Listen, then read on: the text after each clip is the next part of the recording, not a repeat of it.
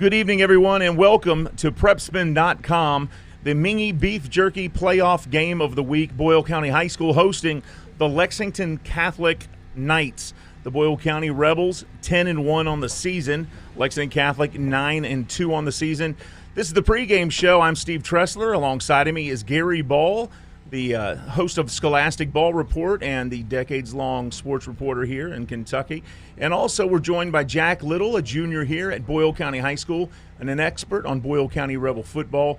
The show is brought to you by Dude's Muffler and Brakes in Lawrenceburg, Kentucky. We treat your car like one of the family. Dude Caldwell and Dude's Muffler and Brakes will get your car back on the road with a price that you can't beat.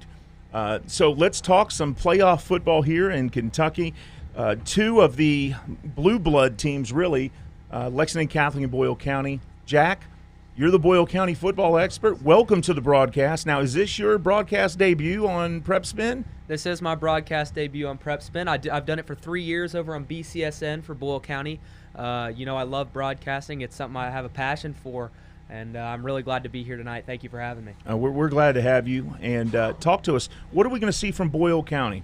Yeah, Boyle County's a really good football team. They're 10-1 right now. Only loss beating the Lexington Christian in a really close game here at Rebel Stadium. Boyle dropped that one 35-28, but marquee wins over Lexington Catholic in the regular season and Frederick Douglass. The Rebels are led by Jagger Gillis, averaging over 200 yards of offense and 3 touchdowns a game, as well as receiver Cole Lanner, who has recently received his first D1 offer. On the defensive end, Tommy Ziesmer leads the team in tackles for loss with 15. He'll be a threat. And who was Ziesmer's offer from? Ziesmer has offers from all over. Everybody. But most recently, he received a letter of interest from Alabama. Oh, wow. Okay. And talk to us a little bit about the quarterback there. I know you said, he's averaging 200 yards a game passing. I think him and Jack Goman are the two of the top 3 quarterbacks in the class. Same initials, JG. Yeah, great point. Yeah, Jack Goman and quarterback Jack, say his name? Jagger Gillis. Jagger Gillis, thank you. I always mess Jagger up. Was it Move Like Jagger? That was the song, right? Obviously, I can't pronounce like Jagger. But Jagger Gillis and Jack Goman both averaging around 200 yards a game. They're 2 of the top 3 statistically best quarterbacks in Class 4A. What does Jagger Gillis do? Because Boyle County football has always been line it up and run it down your throat, but it hasn't been that way this year. It has not been that way.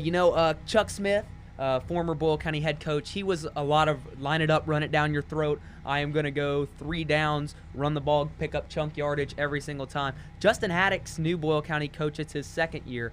He's like to mix it up a little. They go to the air a whole lot. Jagger Gillis has had some incredible receivers over the last couple years. Reese Smith, Cole Lanner, big names that have had a big impact. So Jagger's a little bit of a dual threat guy. He can put the ball out, and he can also run it. 34 of those yards and a touchdown a game come from rushing.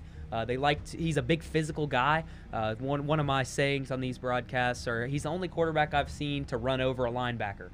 Man, he is a big old dude, and he plays linebacker on the defensive end. 25 touchdown passes, only 2 interceptions. That'll get your attention if you're a Jagger Gillis fan.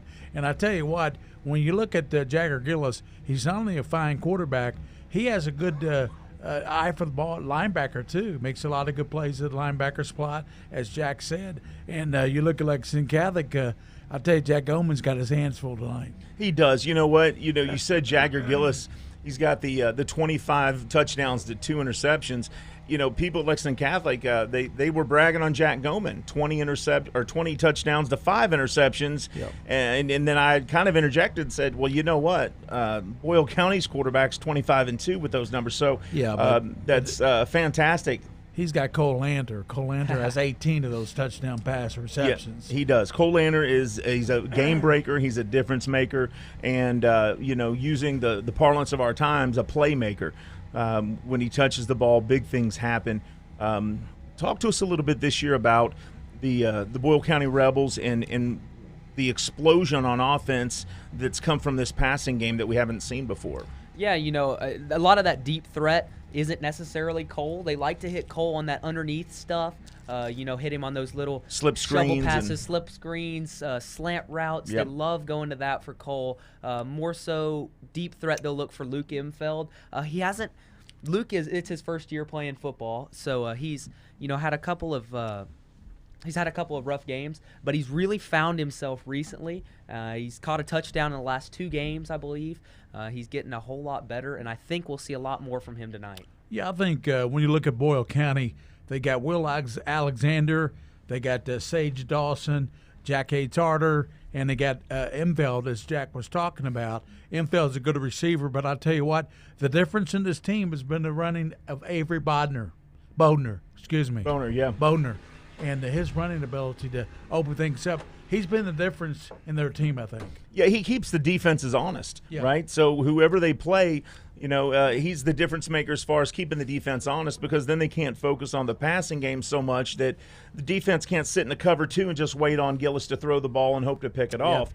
They've got to be alert, because Boner can get the ball and he can take it down the field and really ruin the game plan. And if Bodner needs a rest or is a little bit tired, they bring Dalton Stone in there, and he'll stone you up front. He's a really strong runner. He's 5'10", 190 pounds, and a junior, whereas Bodner is 5'11", 165, and a sophomore. I mean, think about those names, Boner, Stone. I mean, these are rock-solid names, right? Yes, they are. Yeah, and excuse the pun there, but if your name is Dalton Stone, you're going to be a solid guy. We've talked a lot about Boyle County. We got to talk a little about Lexington Catholic too, because I tell you what, they have a bevy of receivers, and it's led by, of course, Blake Busen, and then they got Hunter Foster, Tanner Pedroshi, they got Sam Clements, Spencer Bennington, Corbin Perry, and they got Walker Hall who can catch it out of the backfield. Yeah. So they got a lot of weapons tonight, and I think you're going to see them with a few surprises tonight. I think so too. And here's the thing about Lexington Catholic, and I've covered Catholic for 15 years. Yeah. Lexington Catholic's offense, it relies on that passing game, and when they are really doing well, when they thrive, it's when they're passing the ball to multiple receivers. Like this year, they started passing to their kicker, right? Max DeGraff started. Yeah. We started seeing him doing a little bit of everything, and he in one game he caught a touchdown pass, he rushed for a touchdown, and then he kicked the extra points and the field goal. So Blake Busen is very solid. He's also turned out to be a pretty solid defender. Yeah. So he's come a long way there. Jack Monday is a great receiver. Walker Hall went over 1,000 yards rushing this year. He's had really a breakout season for Walker Hall. He's a real good, as far as a stud. He got in the weight room. He built himself up. Oh, man, He's did he? really strong. He has 13 rushing touchdowns, 13 on the season. He's a threat, and I think when you look at Pedroshi and Jack Monday, they're both a threat too. Tanner Pedroshi, always a threat, right? And they're really they're led by that big offensive line. Yep. Center Joe Schlarman, the son of John Schlarman, the coach from Kentucky, who was a standout at Kentucky, an undersized All-SEC player, and an amazing coach. Quentin Duffy, that big right tackle. 6 foot, 300 pounds, and go ahead. Just got his offer this week from Murray State. Murray State, that's right, and he scored his first touchdown of his career a couple games ago. So we're looking to see quite a game tonight. You're on the Prep Spin pregame show for the Mingy Beef Jerky playoff game of the week here. We're at Boyle County High School, where the Rebels, 10-1, host the Lexington Catholic Knights, who are 9-2. The pregame show is brought to you by Dudes Muffler and Brakes in Lawrenceburg, Kentucky. We treat your car like one of the family. I'm Steve Tressler. Alongside of me, Gary Ball, and also we are joined by Jack Little. And that's right? That is correct. Jack Little is the Boyle County student. He's a junior at Boyle County, and he is the expert on Rebel County football. Gary Ball hosts the Scholastic Ball Report Sundays at noon on the CWKYT. And Gary, let's talk a little bit off this game, but you've got Brian Station on. Yeah, Brian Station on, Philip Hawkins. He brought Sunday, on, he brought on 5 players on the show with him, and I think William had an interview with the Lexington Catholic cheerleaders. Cheerleaders from Lexington Catholic, and we got highlights. Bridget DeVries interviewed the UK Sports Medicine, and I think it was Jenny DeAngelis. and Jenny talked about bracing and stuff like that. So it's a good show. Highlights of all the games. It'll be on Sunday at noon, and I thank you for mentioning that. Yeah, absolutely. When are you going to bring me on? We got to have you on in the future. I can do some reporting. Yeah, we'll have you on in the future. I promise. I'm looking for side work. You know you're my guy, Steve. All right. You got to bring me on here. I'm looking for some side work. And we need to get Jack on the show, too. You got to get Jack Little on. Come on now. Yep. So watch the Scholastic Ball Report. It's Sunday noon on CWKYT, hosted by Gary Ball. And how many years is that on the show now? It's in its 19th season, 19th year. That's incredible. All right. So now let's get back to Lexington Catholic and Boyle County. Boyle County, how many state titles has Boyle County won now? I'm not even sure, but I know they've definitely won last year, and were in the final the year before that. Boyle County has been a perennial powerhouse these last couple years, especially with Chuck Smith at the helm. And then Justin Haddix came in and fit right into this Boyle County system. Don't you think that's why the quarterback when you look at the quarterback, Jagger Gillis, I think that's why he came back, because Justin Haddix was a great quarterback, college quarterback. He could learn under him and study under him and become a great quarterback before he goes to college. I think that's why he chose his COVID year, because of that the quarterback is Justin Haddix. Yeah. I don't think there's many public schools in Kentucky that have the kind of tradition that Boyle County football has.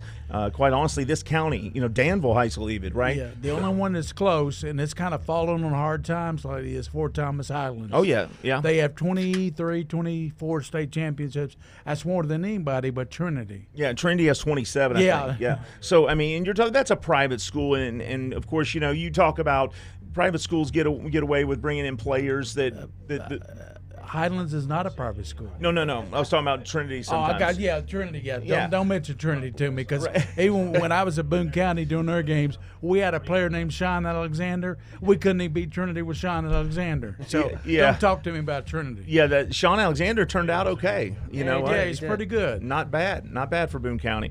But yeah, so when you talk about a public high school in Kentucky, Boyle County's at the top of the list with all the multiple state championships. I think it's 9. Yeah, it's 9 or 10. Yeah, and so you come here to the stadium and you see they list all the state title years, and being a part of the football program here is what every kid talks about, right? Growing up, they want to play football for the high school. Yeah, they do. It's almost like a religion. They love it. They live and breathe football. It is just, in Boyle County, football is king. And these guys, they start in the 3rd grade running the same offense that they will run in the 3rd grade Woodlawn football all the way up to here with Boyle County. Which is also what Catholic does, by the way. Yeah, that's right. Let me tell you what Dale Mueller told me about Boyle County. Okay. I was talking to Dale Mueller. He's a former coach at Highlands who won 11 state titles there. I said, Dale, why is Boyle County so good every year? This is before I started covering Boyle. He said, Gary, it's like playing 11 little Marines running around out there, and those Marines are so disciplined, they're going to make every play and every. He said, we can't beat 11 Marines, and he's right. That's what they are, the 11 Marines. Well, you know what? As a United States Marine myself, I served 8 years. I can tell you that's high praise. To see Marines is inspirational, but to be a Marine is exceptional. Yes. That's what we say. The few, the proud. That's right. The few, the proud. You're listening to the pregame show here on PrepSpin.com for the Mingy Beef Jerky High School Playoff Game of the Week here in Class 4A, Division II, Boyle County, hosting the Lexington Catholic Knights. It's brought to you by Dude's Muffler and Brakes. We treat your car like one of the family. Dude Caldwell and Dude's Muffler and Brakes, they will get your car back on the road. The price won't be near as bad as you would think, and it won't be near as bad as surely those dealerships, right? Right. Those dealerships are the worst. Well, Sutherland's pretty good. The ones that sponsor this program and your program are exceptional. Sutherland. Yeah, Sutherland Chevrolet is hands down fantastic. Yeah, the drive of the week every week. They're great. Yeah. But it's those other ones that we're talking about.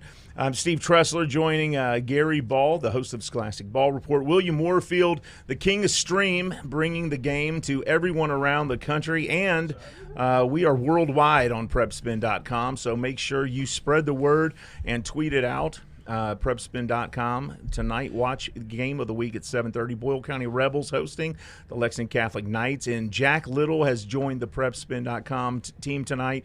Jack Little is and there he is right there live. There you go. Smile for the camera. Jack Little is the Boyle County junior in high school here. And can we tell the ladies you're single? Nah.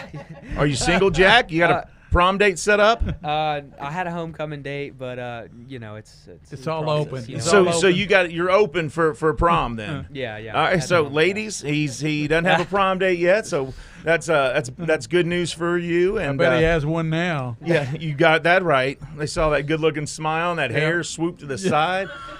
You kidding me? Hey, come on, he parts his hair. No, part my hair the same way. That's a heartbreaker right there.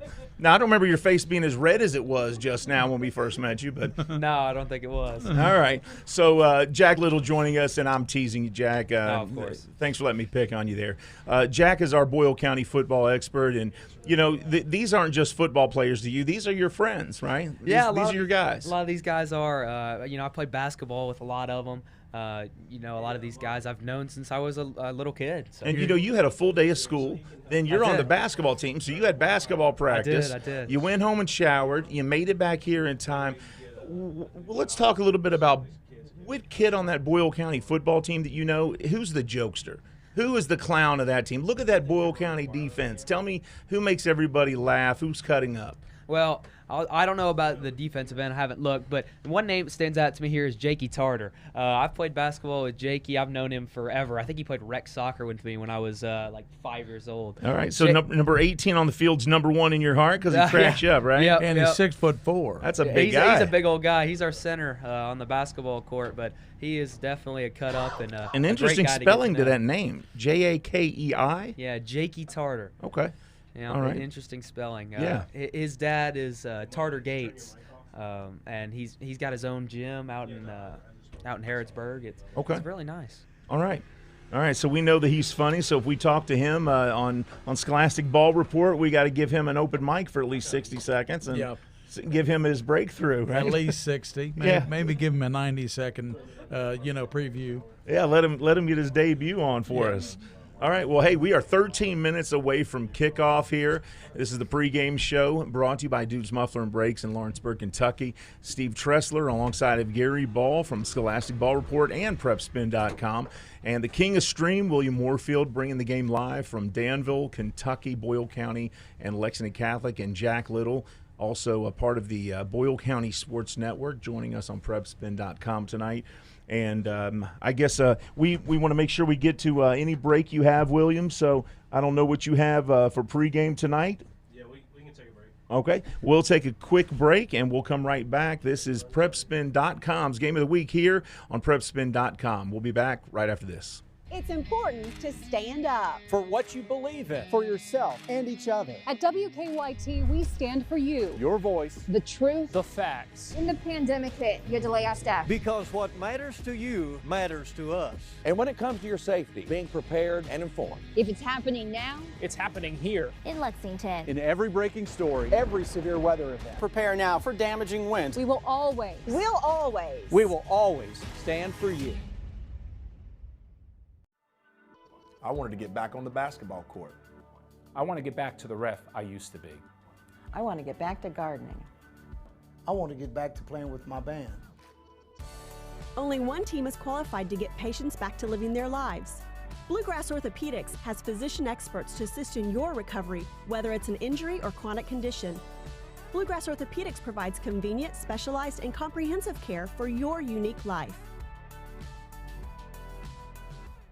Same apples, same phone, same coffee, same items, different prices. So why would you pay more for the same thing? Lexington Diagnostic Center and Open MRI can save you 30 to 60% compared to the costs of local hospitals.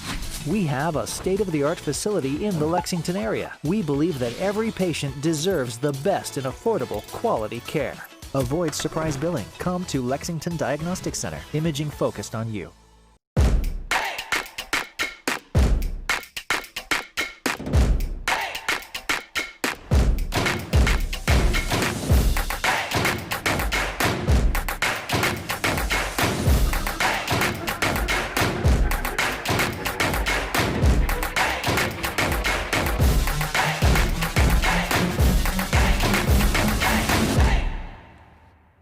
Same shoes, same mixer, same computer, same items, different prices. So why would you pay more for the same thing? Lexington Diagnostic Center and Open MRI can save you 30 to 60% compared to the costs of local hospitals. We have a state-of-the-art facility in the Lexington area. We believe that every patient deserves the best in affordable, quality care. Avoid surprise billing. Come to Lexington Diagnostic Center. Imaging focused on you. At Atkinson Sims & Kermode, we are here to help you get back to what matters most. Helping you through your financial situation is our only purpose.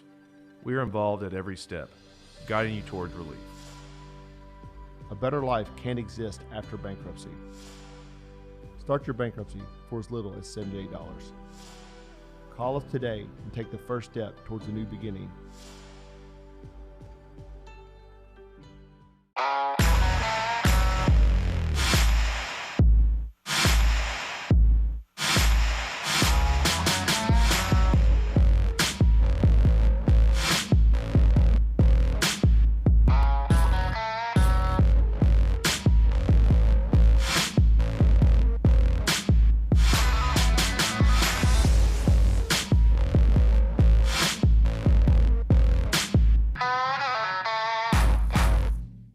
At Atkinson Sims & Kermode, helping you through your financial situation is our only purpose. We are involved at every step, guiding you towards relief. Take the first step and dial 859-CALL-ASK or visit ask-law.com to schedule a free consultation.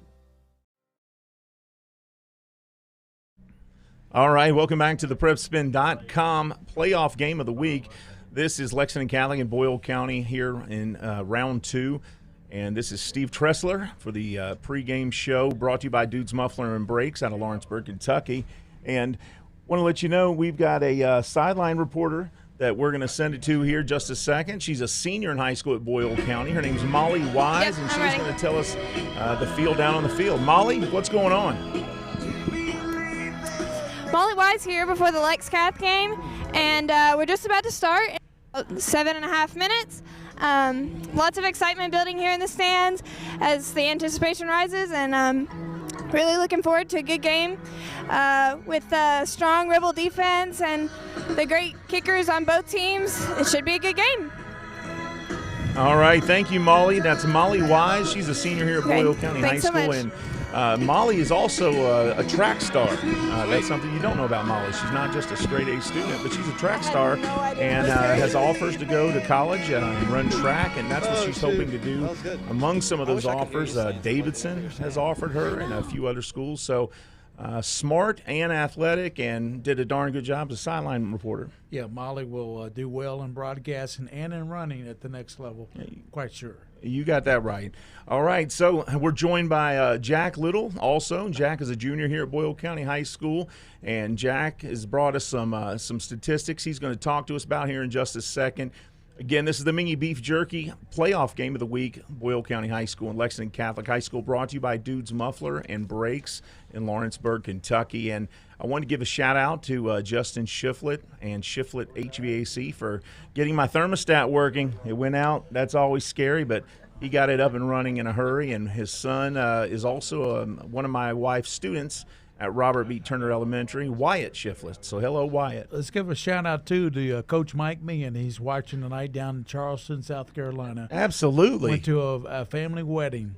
Yeah, Coach Mike Meehan, you know what, and I tell this to everybody, he is an encyclopedia of football knowledge. He has forgotten more than I'll ever learn about football. That right. It's unreal. And both his sons were outstanding football players and outstanding students, and matter of fact, gentlemen, great guys too. So. Ben won That's My Boy Award. Yeah, and Matt won, I forget what the award is, but Tommy Bell. Yeah, the Tommy Bell Award, which is phenomenal.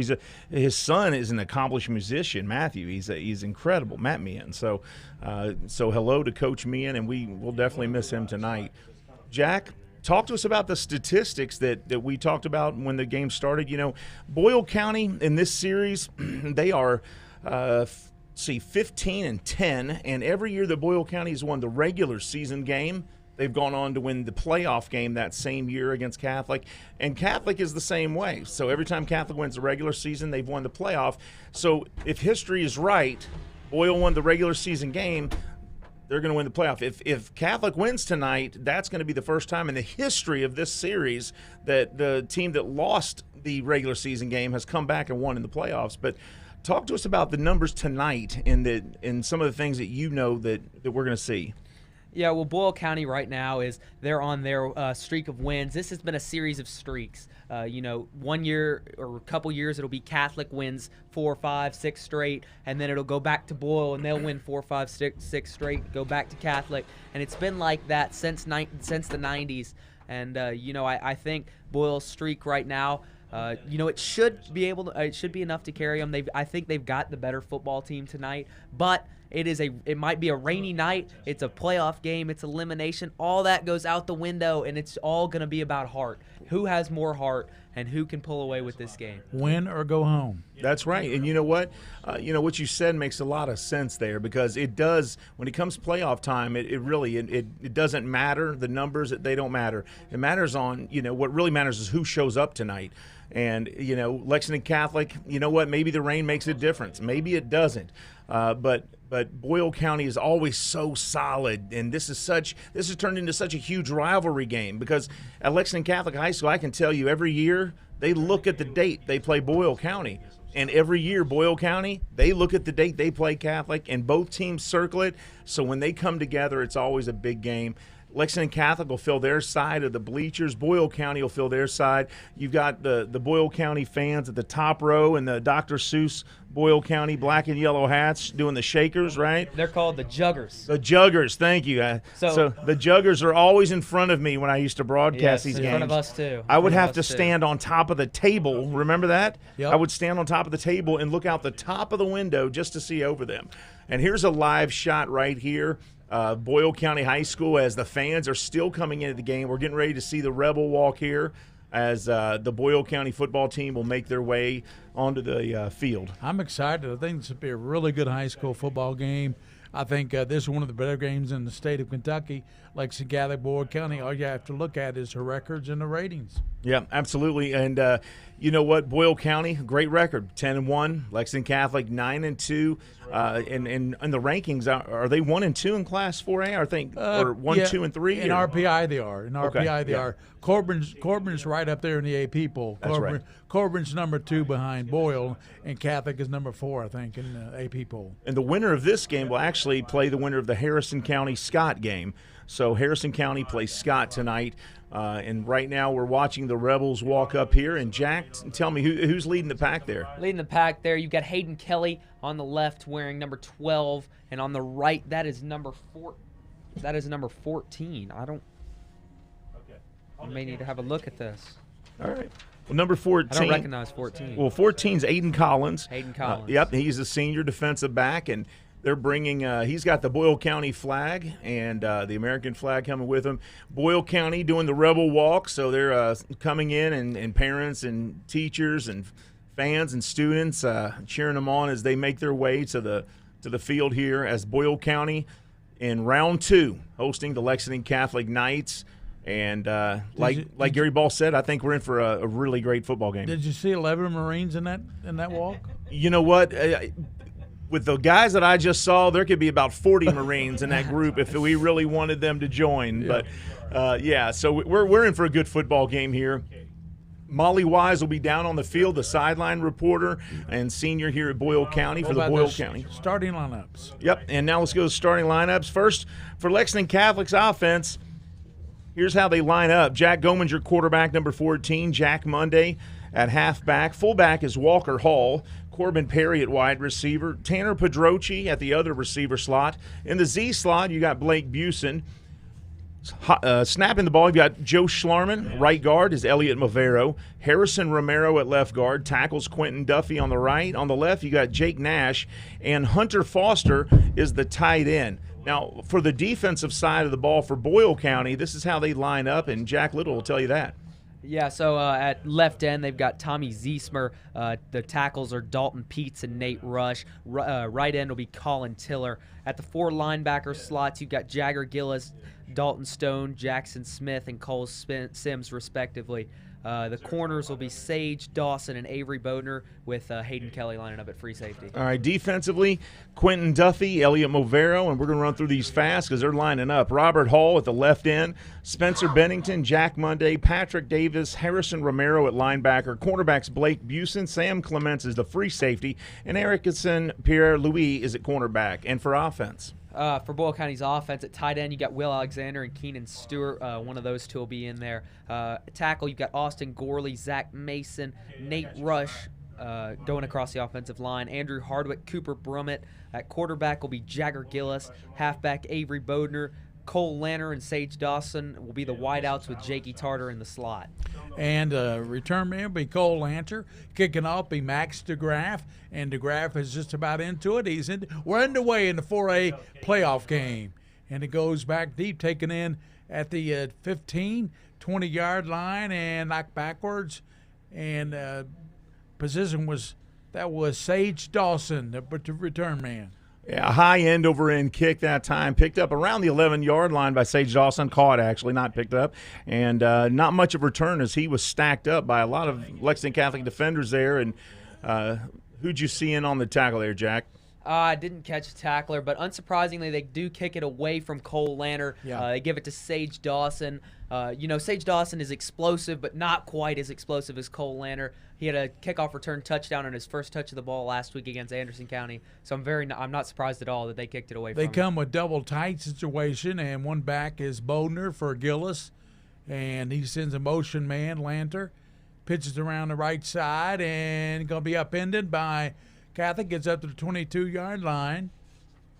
Yeah, it looks like the first person to hit him that time was Harrison Romero, but looks like a couple of other defenders there got him down, maybe Patrick Davis for Lexington Catholic. And just a simple toss play there and sweep to the right, and not much doing there as they only pick up about 2 yards. That was Cole Lanter who was carrying the ball.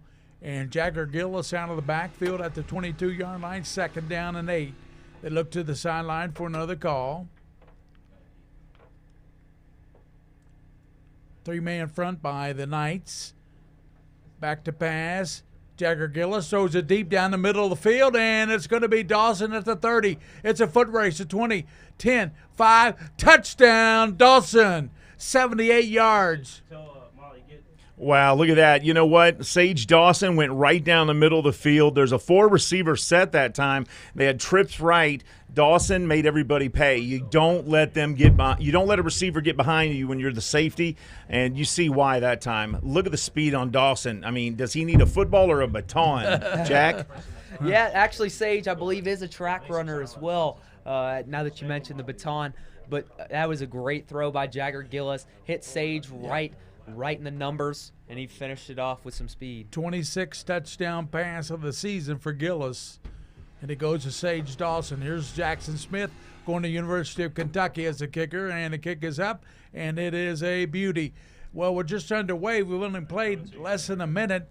11:04 to go. Boyle County strikes on the 78-yard pass from Gillis to Dawson. We'll be back on Prep Spin. Mingy Beef Jerky, Game of the Week.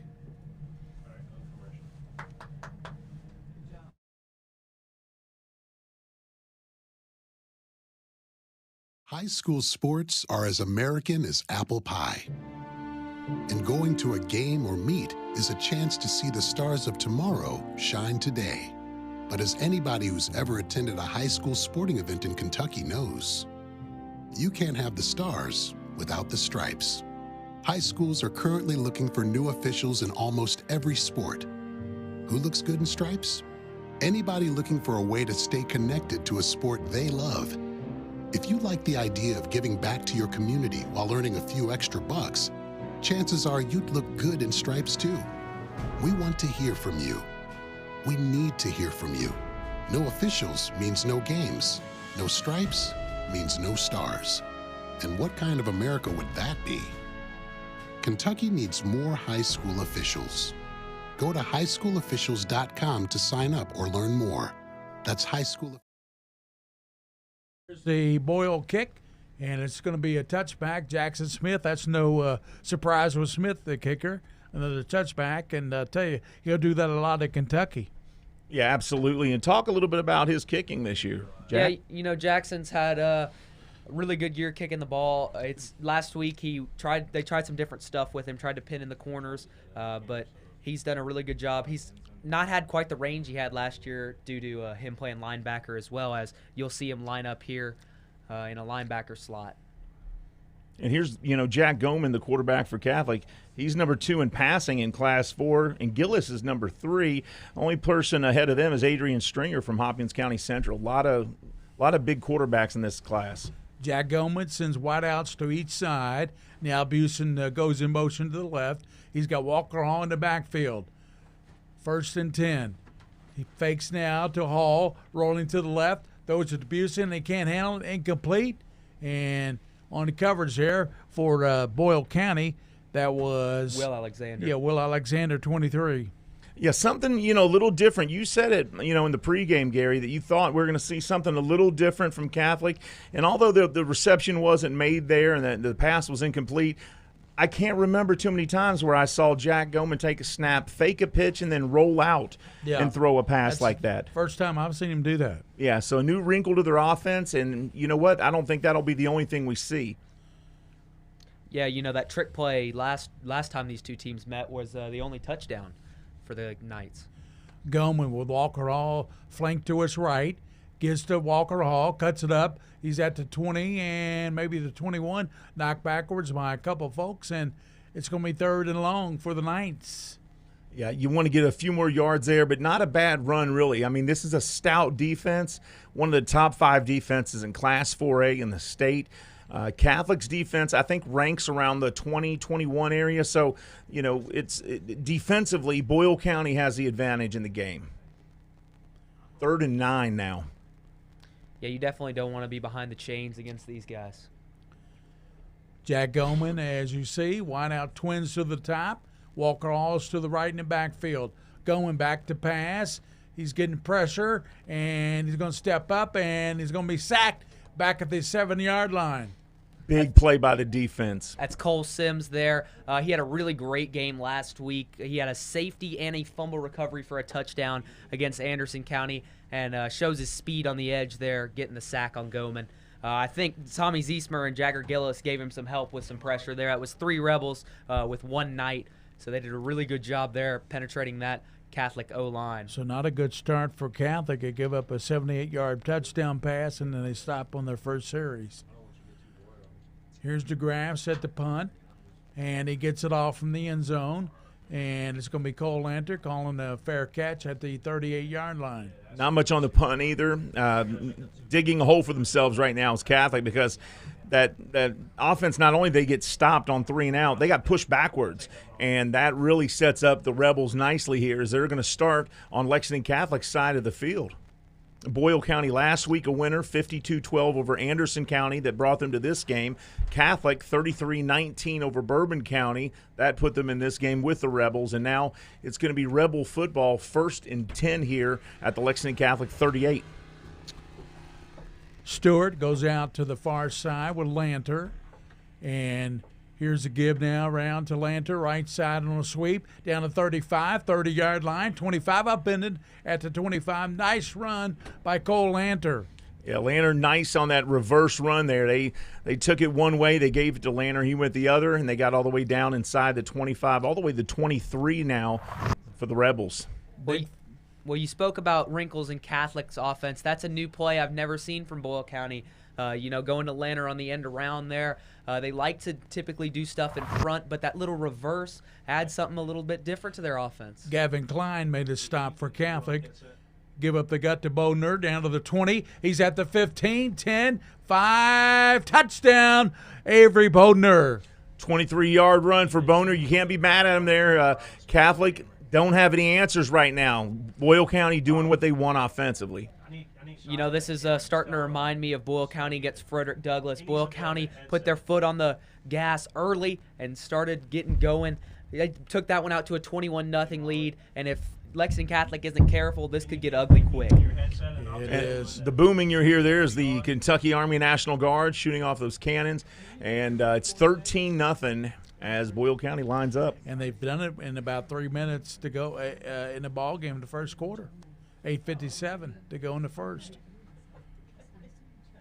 Smith's waiting for the snap to Lanter. Here's a kick up, and it is straight through. It's 14-0. 8:57 to go in the first quarter. It's all Boyle County early on. Rebels 14, Lexington Catholic nothing. We'll be back on the Mingy Beef Jerky High School Football Game of the Week on Prep Spin.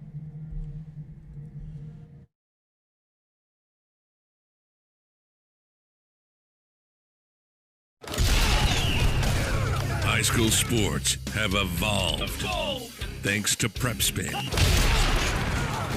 Tonight, catch all the hard-hitting action live and in real time as the game happens in 1080p HD video. Join us tonight for the Mingy Beef Jerky High School Football Game of the Week with the legend Gary Ball, Coach Mike Meehan, and the king of stream, William Moorfield. Nobody does high school football like Prep Spin does. The Mingy Beef Jerky High School Game of the Week comes your way now.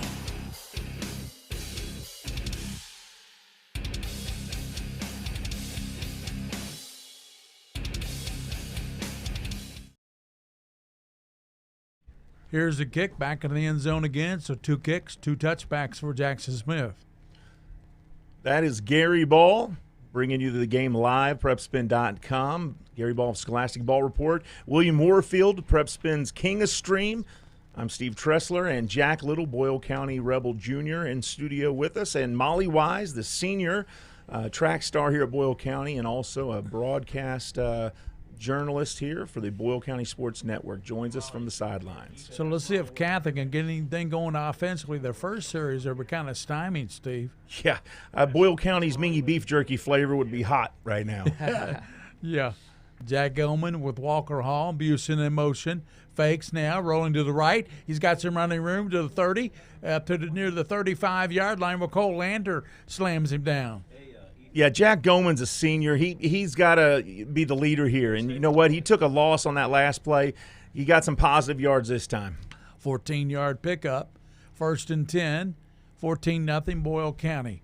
Goldman rolls right, pitches to Walker Hall. Hall slams up to the 36, picks up a couple of yards, and coming up making the stop there was the outside backer. That's Jackson Smith. Hey, Jack, talk a little bit about how many yards and carries Hall had last time he played Catholic. Yeah, or he played Boyle, I'm sorry. So last time Catholic came to Boyle County, Walker Hall had 8 rushes for 12 yards. He's going to have to do a whole lot more than that. Or was it 12 for 8 yards? It was 8 for 12. Okay. Tough sledding for him. It was. 2nd down, going back to pass, getting pressure, and he's dumped. Great play, and that was turned in by Cole Sims. Yeah, he came out there like bears were chasing him, got to Goldman in a hurry. And, you got players like Jack Goldman and Walker Hall. These guys are proud, okay? These are good athletes. They're strong students, and they want to, make their presence felt here tonight. But, boy, Boyle County's defense on high alert.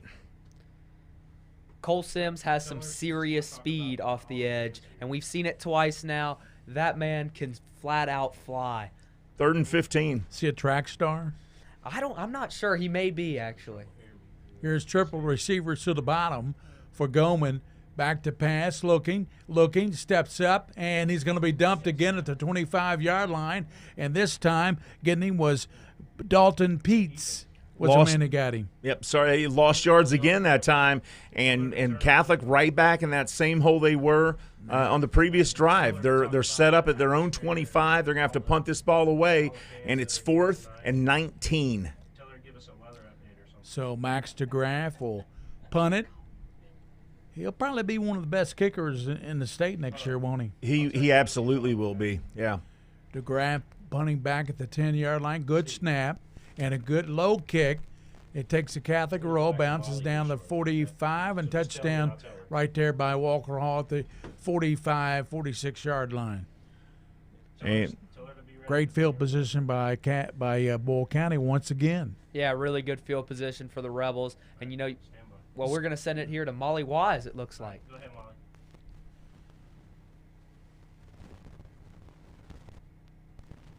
Maybe having a couple of technical difficulties. She got a mic on? Is our mic not working?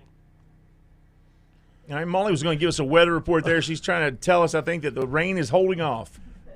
Jagger Gillis gets the Cole Lanterns, got blockers out in front of him to the 50, down to the 48, 45, and man, what he was like a rabbit run through a briar jumper there, just hopping through there. He got about 8 yards. A lot of wiggle to him that time on that play. Did not want to go down, and was able to shed a lot of those tacklers. We're bringing the game here from the Whitaker Bank Mobile Broadcast Studio. 6 minutes Gary left in the Ball quarter. and Jack Little and Steve Tressler. Stewart out to the top and to the bottom is Cole Lanter. Bodner has a 23-yard touchdown, runs in the backfield. Jagger Gillis gives it Bodner running left side, cuts it back inside the 40, down the 36-yard line, knocked down, and there to knock him down was Molly Wise here with 6 minutes left in the quarter and 2 quick touchdowns by the Rebels.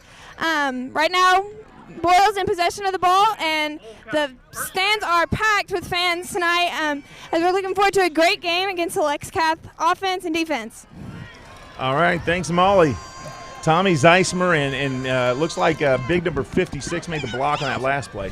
There's a throw by Gillis, and there was a young man in there for Catholic giving him some problems. Who was that in there?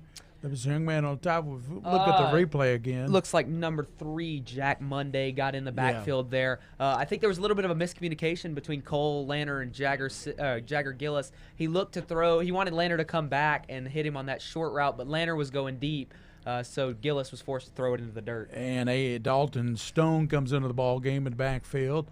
Zeesmer's a tight end. Who's wearing 84 tonight for Boyle County? So that's Cooper Brummett. He's typically 65, but he is. Oh, as the ball comes out here. Snap, and Catholic trying to get on it, and they're still and loose. the Catholic waiting for it, and they recovered. So Catholic will have the ball and jumping on it there. That was number 52, Patrick Davis. Yeah, Patrick Davis, a big sacks leader for Lexington Catholic. Timely play for Catholic. They needed that badly as the high snap went sailing over the hands of Jagger there, and Catholic fortunate to recover. Just when everything was looking great for Boyle County, they get a snap like that. They were dominating the game, and now Catholic will try to punch something across offensively, although they haven't had much success offensively. That's right. No, they haven't, and that's Boyle County. One of their big things last time they played was limit mistakes, and that was a mistake. Pedroshi hit as soon as he caught the ball, and he's going to be head down behind the line. Yeah, and don't worry about that slip up. I put the wrong emphasis on the wrong syllables all the time. I get teased for it, so not a big deal there. Catholic, not much going there. As a matter of fact, they lost yards on that play, Gary. 2nd and 13. Catholic just over that midfield line in Boyle County territory, the 49, trailing 14-0 here in round 2. I like to see the Knights use Monday a little bit more. We thought we'd see him more. He split out to the right with a triple set, receiver to the near. Walker All is in the backfield, 2nd and 13. Back to pass, Goldman. Goldman looks, touch pass, and it's going to be incomplete. Throws it over the head of his intended receiver, Hunter Foster. That time it was Jackson Smith getting in the backfield off that edge rush. They have not been able to deal with it. That left outside linebacker rush has torn them apart. Cole Sims got him twice, and then Gillis forced the incompletion there. Every play, Jack Goldman is under pressure, and he's being hurried. Until they can give him a little bit of time to get his feet set and throw the ball, they're going to be in a lot of trouble. And right now, 3rd and 13 again. Again, this is the 3rd straight drive where there have been 3rd and long. Pedroshi and Busen go out to the left. Foster and Mundy out. They're out to the right, to the left. Foster and Mundy. Goldman getting pressure from Ziesmer, rolling to the right, and he's going to be dumped at midfield. What a play turned in. That's turned in by Sims. 3rd sack of the game for Cole Sims. He is having himself a nice night so far. Of course, it was Ziesmer who's chasing him, and that gave Sims a sack. Tommy Ziesmer blew straight through that Catholic offensive line, and they really need to get some stuff ironed out. Catholic lost yards on 3 consecutive plays there after getting that fumble recovery. They going to go for it here? They might as well. It's 4th and 14, midfield. Probably a kick by the quarterback, pooch kick. And it is going to be a kick. Goes down to the 30. Boyle County bounce. And hit a player at Foster, and it's going to be touchdown right at the 27-yard line. Yeah, little pooch punt there from Jack Goldman. We've seen him do that a few times this year, but Boyle County getting the ball back already with a big lead. We're not even out of the first quarter, 3:45 to go. Lexington Catholic's got to come up with some answers offensively. Defensively, they were able to get a stop that last time because they got a turnover. They can't hope to be as fortunate on every series of downs from Boyle County. That's a very rare mistake by Boyle County. You're exactly right. Well-oiled machine. Got a full house backfield now with the quarterback, Jagger Gillis. Fakes inside, rolls to the right, and he's going to be hit out of bounds at the 30-yard line. That was Jack Mundy who pushed him out of bounds. And even when he gets pressured, though, when Boyle County gets pressured, they gain yards. When Catholic has been getting pressured, they've lost yards. Yeah, that was a little bit of a broken play. I'm not sure where the miscommunication was, but Jagger Gillis expected to have some blockers on that right side, and he had none. He was met by 3 Catholic defenders. Triple set to the left side, single receiver. Gillis drew somebody offside, and that's going to be the play. It's like Duffy. Yeah, and you say that was a broken play, but every coach will take a broken play for a gain of 2 yards. Yes, they will, and Justin Haddix is no different. But Boyle County doesn't like that. They pride themselves on being perfect, and broken plays are definitely something that they'll go over and film before their game next week, so long as Catholic doesn't come back and win this one. Yeah, this is elimination game here, win or go home, and both teams a lot on the line. Catholic 9-2, Boyle 10-1. Bodner in the backfield, he flanks Jagger Gillis. Give to Bodner down to the 40, up to the 45, still running. Midfield down into Catholic territory to the 44-yard line. What a run by Avery Bodner. And you got to wonder, how are they not tackling that guy, right? Every person that hits him seems to be left behind, and he comes out of every tackle. He keeps those feet churning really well. Will McDaniel before him last year did a great job of every time he got hit, he kept those feet churning and kept moving and pushed through it, and Avery Bodner's no different. 3:10 to go in the first quarter. Here's Gillis, and there's a flag down, and it's going to be against Boyle County. Yeah, that's a prior to the snap false start on the offense flag, a rare penalty against Boyle, but if you're Lexington Catholic, you'll take whatever you can here. Do you remember, was it Reese McSharon? Was that his name that played for Boyle? McSharon, yeah, Reese McSharon. That guy was unbelievable. These runners remind me of him a little bit because you always thought he was stopped, but somehow he came out and there was positive yards. Shot out of a cannon. Yeah, he was unbelievable. He'd get 1 or 2 yards here and there and all of a sudden get 67. Catholic having all kinds of trouble here early, Gary. 1st and 15. Triple set out to the left side for Jagger Gillis. Back to pass. Looking, and still looking. And then set and throw. Here's a flag down. Throws it over the head of the intended receiver, Dawson. And I think it's going to be a hold against Boyle County. What'd you see there, Jack? Yeah, I saw a little bit on this far side. A hold against, I believe it was 75 there. I don't know if we can get a replay of that. But I think it was 75 over here on the far side. So it looks like he saw Zach Mason from that offensive line maybe holding a little bit. And you called it, though, Jack. You started grabbing your hand with that holding signal before that play, and that's what he was seeing right there at the bottom of the screen. It looks like he had a hold there on Blake Foster when Foster came in on the end there. So Catholic will take it. That pushes them back. It'll be 1st and 20 now. So Catholic really the defense will take whatever they can get on these breaks here, Gary. No doubt. 2:40 to go in the first quarter. Give us a Bodner. Right side, Bodner to the 40, 45, and breaks another tackle. Midfield is still going. Bodner won't go down, and finally he does. Yeah, that's unbelievable running there. I mean, that is just a guy that's keeping his legs moving and refusing to go down. That's all heart. That's all effort. Most teams think, I need 30 yards in the air here. Boyle County thinks, well, let's just give it back to Avery Bodner. He'll probably go get most of those 30 himself.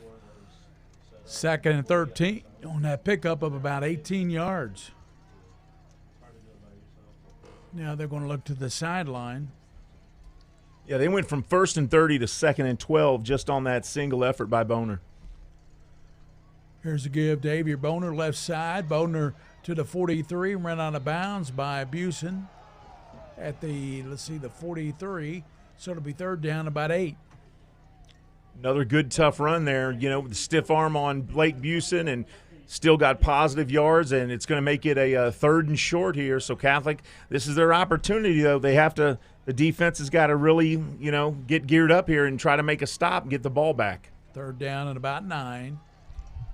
Catholic defense really needs to get off the field here. I think Boyle County will probably go for it on fourth down if they don't get it. But if Catholic can stay strong here, they can put themselves back in this game. They held them out of the end zone 3 times the first time they played.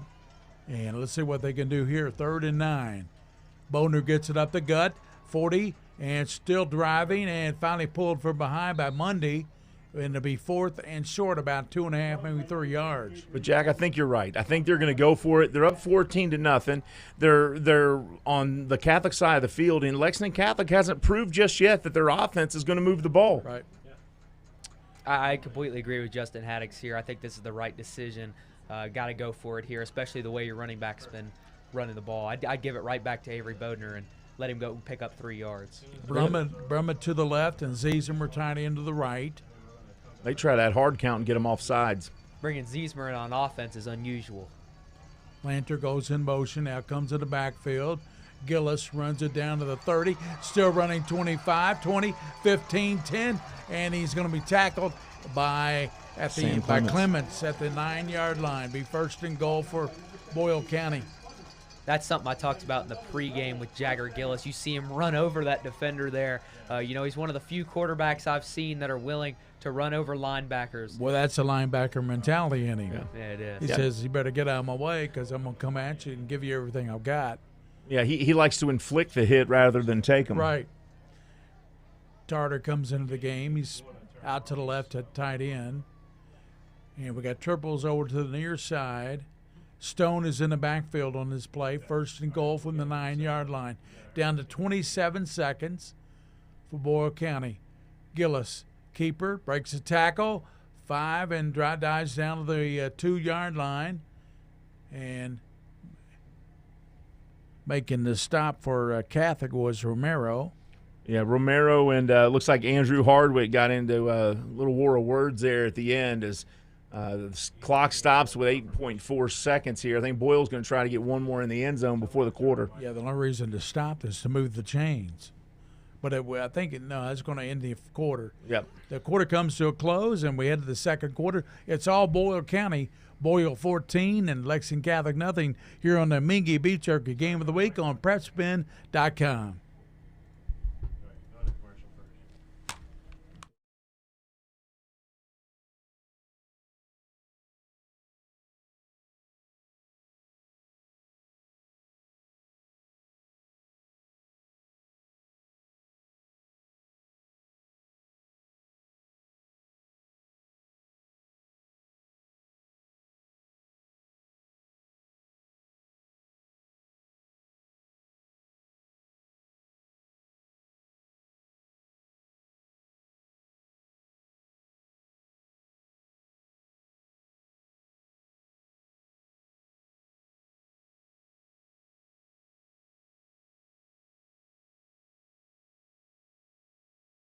To Morehead State University to play golf, and it's here tonight to watch some great football.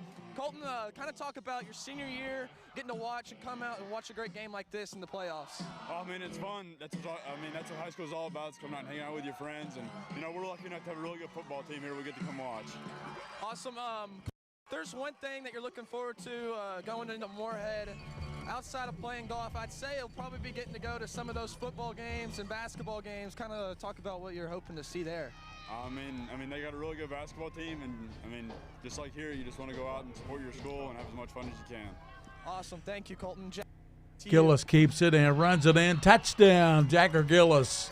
I believe that is his 10th touchdown rushing of the season for Mr. Gillis, and it's 20-0. And that young man playing golf for Morehead, he'll be playing for Matthew Martin at Morehead State. Absolutely, yeah. And, you just said 10th rushing touchdown on the season for him. Well, Jack Little, the junior from Boyle County, here on the broadcast with us at PrepSpin.com.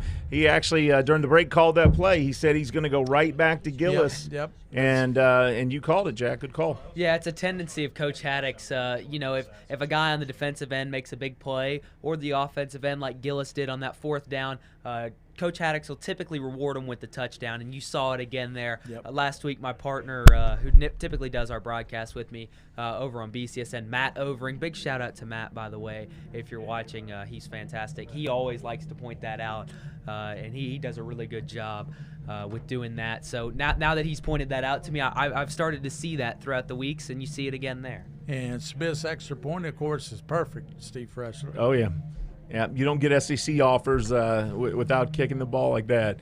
So Boyle County 21-0. This is the Mingy Beef Jerky High School Playoff Game of the Week. It is brought to you by Mingy Beef Jerky. Gary Ball on the play-by-play tonight here on PrepSpin.com. William Warfield producing and running the show, the King of Stream, and Steve Tressler alongside Jack Little here. Molly Wise is our sideline reporter, and we're lucky to be here and see some great high school football. And boy, what a performance by Boyle County, really making a statement. Won 16-10 in the first game between them and Catholic, and already scoring 21 points in the first quarter now. Yep. 11:57 to go in the first half. 21-0. Extremely reminiscent of the Frederick Douglass game for Boyle County. That game was very similar. They put up 21 early points, and Frederick Douglass couldn't get out of that hole, and Boyle County ran away with a 34-7 victory. Clements will get a return, and he's taking it to 10. He's got some speed, and takes it up to the 23-yard line, where he's knocked down right there. And coming up to get him there was Jack A. Tarter. Pretty decent return that time. I mean, Catholic, outside of the fumble recovery, this is going to be their best field position, and let's see if they can get something going offensively. Jack Goldman has been running for his life tonight. He has, under pressure every single play. Other than a few handoffs here and there, he's had to scramble on every throw. Twins to the left, and give to Walker. Walker up the gut to the 25-yard line. Picks up about 3 yards. And that speaks to the defense here for Boyle County. Every game this season, Walker Hall, you'll see a carry here, a carry there for 2 or 3 yards, and then boom for 25 yards. We haven't seen that tonight. And you know what? Blame that Boyle County tough defense, because Catholics, they're offensive players. They can block. They're good football players. So it's just tough going against this Boyle County defense. This time, Goldman sends triple receivers out to the left. And he's got Walker all to his left, sends Busen in motion. Fakes now. Passes to Blake Busen, trying to get outside. He is to the 31-yard line. Busen up close to the first down marker. Biggest offensive play of the game for Catholic thus far. Yeah, beside that Goldman run, that's the biggest offensive play. Brought down there by Will Alexander on the far side. I like that play from Catholic. A little bit of misdirection. Got Boyle looking right and went left, and picked up a nice little gain. And now they're not behind the chains. I think they need to do more of that. Yes. First time they haven't been 3rd and 13. Yep. Yeah. 3rd and short. Goldman gives to Hall up the gut, and he's hit and stood up by Jackson Smith. He did not get the first down. Yeah, the officials whistled that play dead as forward progress had stopped. Now, if you're Lexington Catholic, Jack, are you going to go for this? I go for it all day long. You better. You're down 21-0. You've got to get this first down, and if you don't get it, that might be curtains. Yeah, you know what? Catholic at this point, they might just be playing, to not let that running clock start, because they're going to have to kick it away. They can't risk that running clock in the first half. Yeah, they bring in Max DeGraff to punt it away. I don't like that decision. I think I go for it. Well, they just saw it's a risky one for sure. They just saw the star running back gets shoved back. So it's tough to do it twice, though. DeGraff, and there's the punt. Bounces inside the 30. Good roll inside the 20. Down to the 17, 16, close to the 15-yard line, and that's where they have it.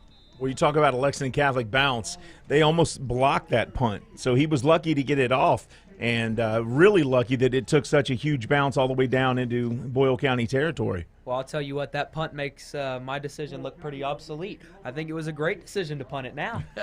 Every hindsight, is 20/20 always. So because it flipped the field is what it did. Oh, absolutely. And if Catholic's defense can get a big stop here, maybe give their offense a little room to work, maybe you have a shot at getting back into it. But if Boyle County scores here, I think that's probably insurmountable. Well, I'm impressed that this young man, Jack Little, is okay to say that he thinks he was wrong, Yeah. You don't hear that a lot from high school kids. No, you don't. That's pretty good. 9:29, Jagger Gillis gets up the middle, and is that Bodner? Or is that, Lanter. That's Cole Lanter. Cole Lanter, one of the most productive offensive players in the entire state. Flag down. That's a holding against the Rebels. It's coming back. It's the second holding tonight. It's, I think, 25 yards of penalties against the Rebels. Unusual, and I'm sure a point of emphasis this coming week in practice for Boyle County. But they have a big lead, so that doesn't hurt them near as bad as if this was still a 0-0 game. So, Catholic getting a little bit of a break here, but unable still to capitalize on some of these breaks. What can Catholic do to get back in this game, if anything? Well, what they need to do is not try to do it all at once. They don't have to break a huge play and score on every play. Do what you do. Be solid. Make the plays every play, and don't let anything big come from Boyle County's offense. But you can start chipping away at this. Pick six will be nice, but Gillis is very hard to pick six a ball against because he's a senior-laden quarterback with 2 years' experience as a starter. I think he started at Anderson County as a sophomore. He did. He started as a freshman, actually, at Anderson County. So he was there for 3 years and then played last two at Boyle County. Well, he played his last year at Boyle County, and then he took a COVID year and played again this year. Cole Lanter takes it in and up to about the 13-yard line, pick up about 5 yards. Second down. It's going to be tough, though. A pick six would be nice, but you said in the pregame show, Gary, he's got 25 touchdowns. He's only thrown 2 interceptions in 11 games. So a pick six is one every, how many games, right? Yeah, this kid's a 4-year starter at varsity level. So, 4-year starter at varsity, the kid's been through it all. Yeah. Not many pick sixes on his resume. Second down and 12. Gillis gives to Bodner to the 20, 25, being chased and ran down at the 39-yard line, and it was Gavin Klein who chased him down. Yeah, Klein finally caught up to him. You know what? It's starting to rain here in Boyle County now, and nothing is critical at this early in the game with 8:20 to go in the first half. But you know what? Maybe it is. Maybe it's critical that Catholic gets this ball back and gets on the board before the half. Here's Gillis. He fires out to the left, and it's caught, and up to the midfield stripe, and that's going to be Imfeld. Yeah. Luke Imfeld. Luke Imfeld, someone I talked about before the game, having more involvement. We've only seen one deep shot by Boyle, and that one was to Sage Dawson. So Luke Imfeld not getting as many touches as I expected, certainly, but got a touch there, and we'll see if they look for him again here, especially in that one-on-one coverage far side. They're on the Catholic 47 now into Lexington Catholic territory again. 1st and 10 for Jagger Gillis. Sends a motion man to the far side. Takes a snap, runs, cuts it back, breaks a tackle. Gillis a 40, breaking tackle, being chased, and finally tackled right there. Yeah, good job by him getting loose there. Chris Kern finally got the tackle for Catholic. Again, Boyle County doing what they want to do offensively. Lexington Catholic really having a tough game tonight. No answer so far. 7:20 to go in the first half. Twins to the top. Bodner and Gillis look to the sideline as well as everybody else. Look at everybody looking over the sideline, the entire line. And they don't need to be in a rush. 7 minutes to go in the first half, and Gillis gets the play. Jagger back in the pocket, looks to pass, right side, deep pass, and it's going to be incomplete. And dropping the ball was number 15. That is Stewart. Yeah, he had it right in his numbers. Yeah, Keenan Stewart would love to have that one back. He sure would. It actually hit him directly in the numbers. But it's a wet field. It's raining out there, and you know what? It's not as easy as it looks. No, I mean, it's we're not. sitting inside the Whitaker Bank mobile broadcast studio. You can make a catch sitting in these seats, all night, every night. Oh, we made that catch every time, didn't we? Yeah, but out there it's a little different. You got two defenders on you, and it's raining, and you can barely see that ball. Second down. Stewart goes in motion. They give now to Bodner, and he's hit, breaks the tackle Monday down to the 25. This young man is something else down to the 20-yard line, and he's tackled there. Monday came back and got him after he missed him about 5 yards back, and Clements helped out as well. You know, Bodner was running there, and I think Nate Rush picked him up and continued running with him. The offensive lineman Nate Rush was helping pull him forward and helped him get a couple extra yards there. 6 minutes and 30 seconds to go. First half, 21-0, and Boyle threatening in the red zone now.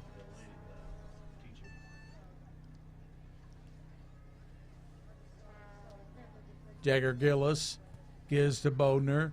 No, it's Lanter. Cole Lanter, the 10, cuts it back at 5, and dives into the end zone. Touchdown, Cole Lanter. Man, he zigged and zagged, and that last zag made it back into the end zone. You know what? They're making light work of Lexington Catholic right now, and it's something you rarely see. Catholic has a solid football program. This just tells you how much difference there is right now between Catholic and Boyle County.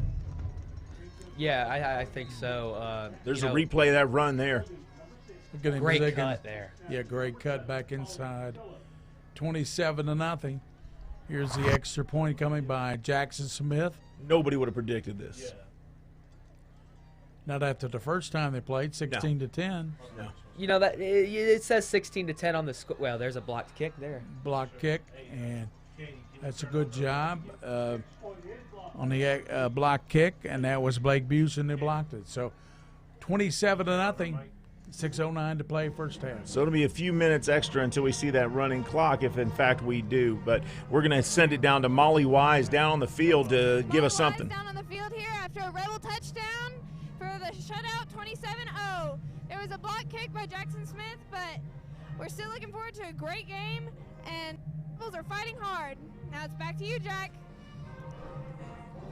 All right, yeah, thank you, Molly, down on the field, doing a great job on the sidelines. So as I was saying, 16-10 was the score of the last game, but it didn't reflect the game. Boyle County with 512 yards of offense, and Catholic with less than 250. So, Boyle County doubled their offensive production, but mistakes cost them in that one. So far, that one big mistake, the fumble by Boyle County, hasn't hurt them. And, 27-0, maybe a little different than what most people expected, but definitely what has been fair as of right now in this game. Boyle's around 250 yards of offense this half. Catholic less than 50. That sums it up right there. Yeah. So Jackson Smith has it teed up, and Boyle kicking again after they score on a run by Cole Lanter. And here's the kick by Smith, taken on the run by Clements, fumbles it, picks it back up, and then he's hit immediately and drops short of the 20-yard line. Christian McGlone on that hit there did a great job not letting him break away and go for a big gain on that kickoff, keeping it right there before the 20. No return there. He picked it up and lost a couple yards. And Boyle County, 6 or 7 guys in on the tackle. Great coverage by them. Catholic will start from their own 19, 1st and 10. They got a lot of ground to make up, Gary, and they've got to get on the board before the half. You know what? It is critical now. Yeah, they've got a good quarterback. Goldman is a fine quarterback, so let's see what they can. But Boyle County's been in the backfield tonight. Blake Busen, sweep, rose left. He's hit, knocked down right there on a loss, and trying to see the number on the guy who got up, and that is Jagger Gillis. Jagger Gillis, quarterback, linebacker, and just making all the plays tonight, offensively and defensively. It's a great point you made about Goman being a great quarterback. He is a great quarterback, but it's so hard to make consistent throws when you're under pressure like he's when been. you're under pressure and you're running for your life, I mean, you can't throw the football. So twins to the left, twins to the right. Going back in the pocket, throws it, and incomplete. So he was trying to go to Jack Monday. Just not able to get his feet set yet.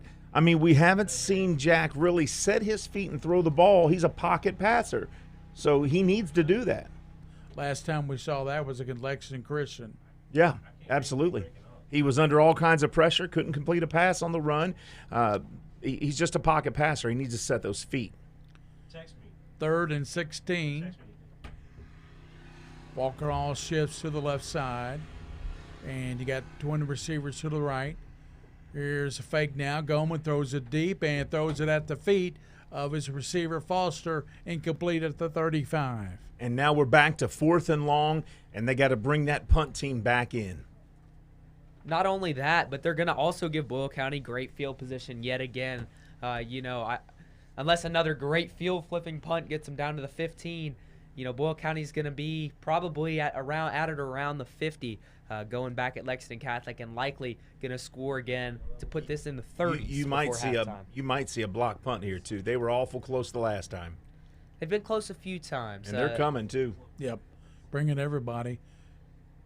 And here's the kick by DeGraff, and fair catch called at the 42 by Cole Lanter. Great punt there by Max DeGraff. Yep, DeGraff got off a good kick there, and good spot there. It looks like they're going to put it around the 43 or 44.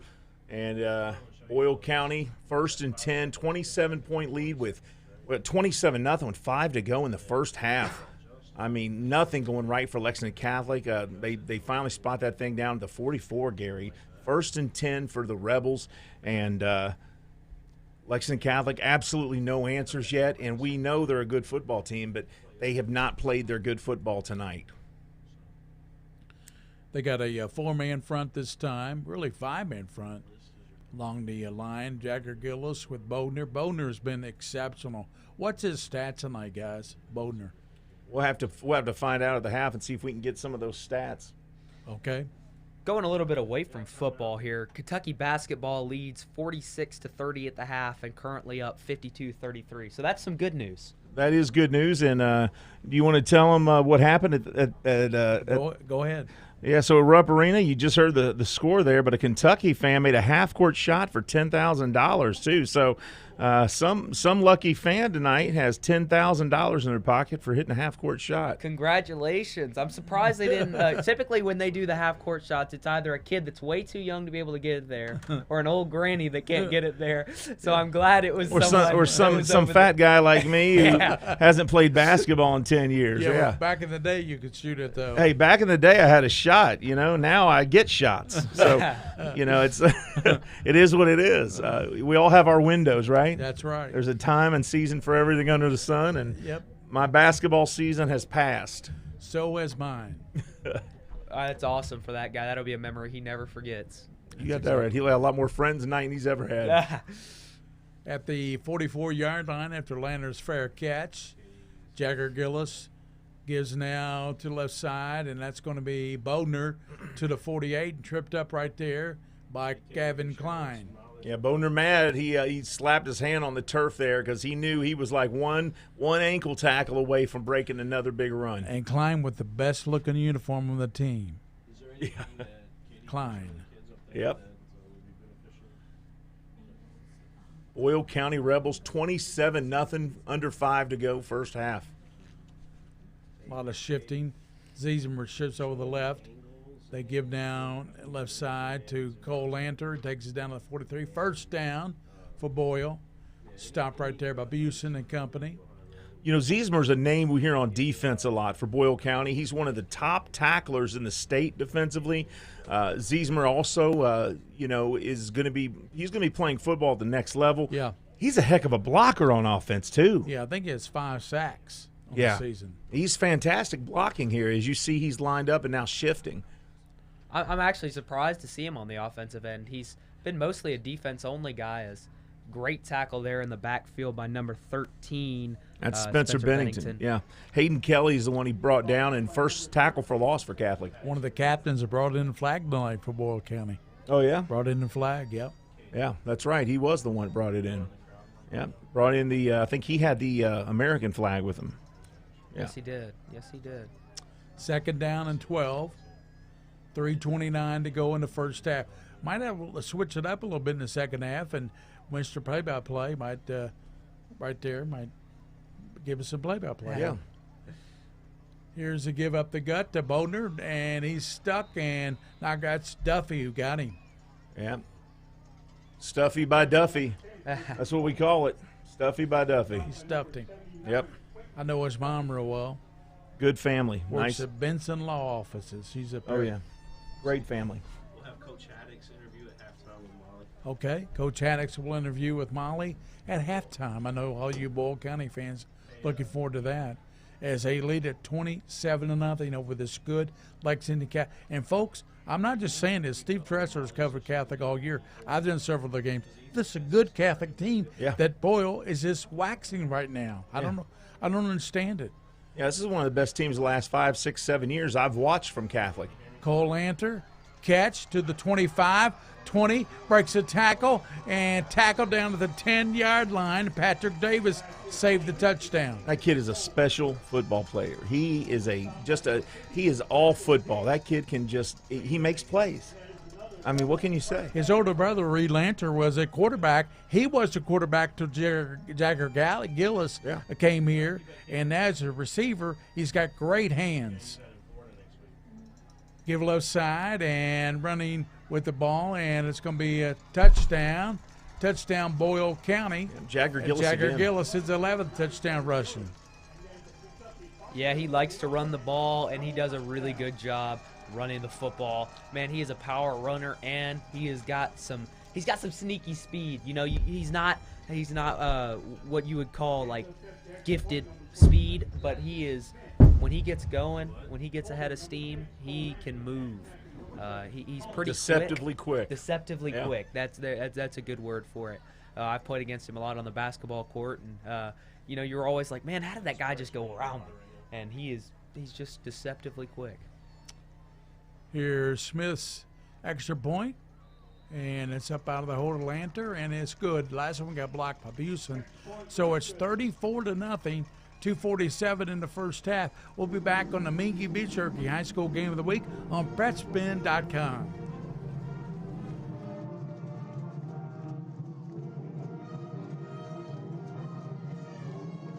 Neighbor helping neighbor.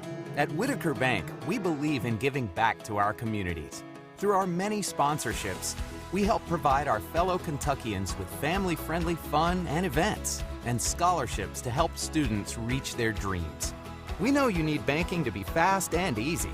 We help with personalized services like mobile deposit. Get the app today and snap, deposit.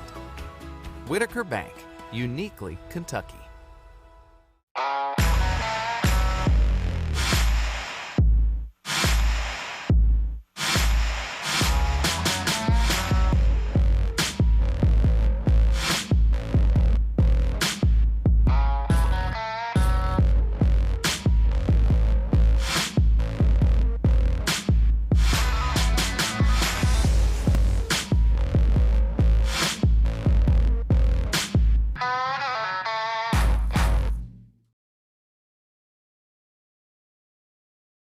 Trust me, this is where you want to be.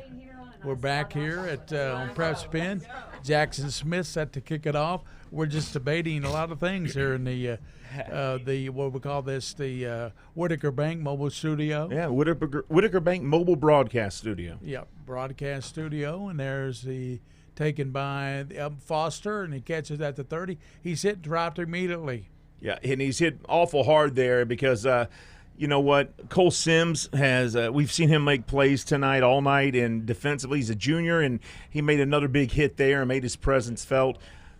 Boyle County running away with this, 34-0. And you didn't see this kind of a game coming. They're just a safety away from a running clock. Yeah, they're just a couple points away from that running clock, and that's, if you're Catholic, that's something you don't want to put on the schedule at the end of the year. You got pride, and Catholic has got pride. So let's see, Walker Hall, he's a good running back, and he's gang tackled again. Not much sledding there for him. Boyle County will want to get that running clock before this half ends. I wouldn't be surprised if they even use some timeouts to try to get it. They want to go into this half with the running clock and have this game be done and dusted in everybody's eyes. Pete's made the stop there, the outstanding defensive tackle. 2nd down and 10. You can hear the crowd now in the background. Yep. Triple receivers to the left, and Goldman rolling to the right, throws it high to Walker all through his hands. Rain, I think, had a lot to do with that, the web ball.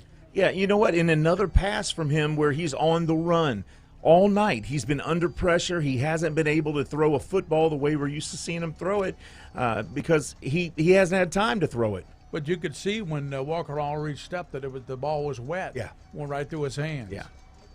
And, with those gloves nowadays that these young guys wear, you can catch just about anything. But with the field wet and it's still raining. 3rd and 10. Goldman rolls to the right. He's going to tuck it. 35, 40, 45, and ran out of bounds at 47-yard line. Good run by Jack Goldman. Yeah, biggest offensive play of the night for the Knights.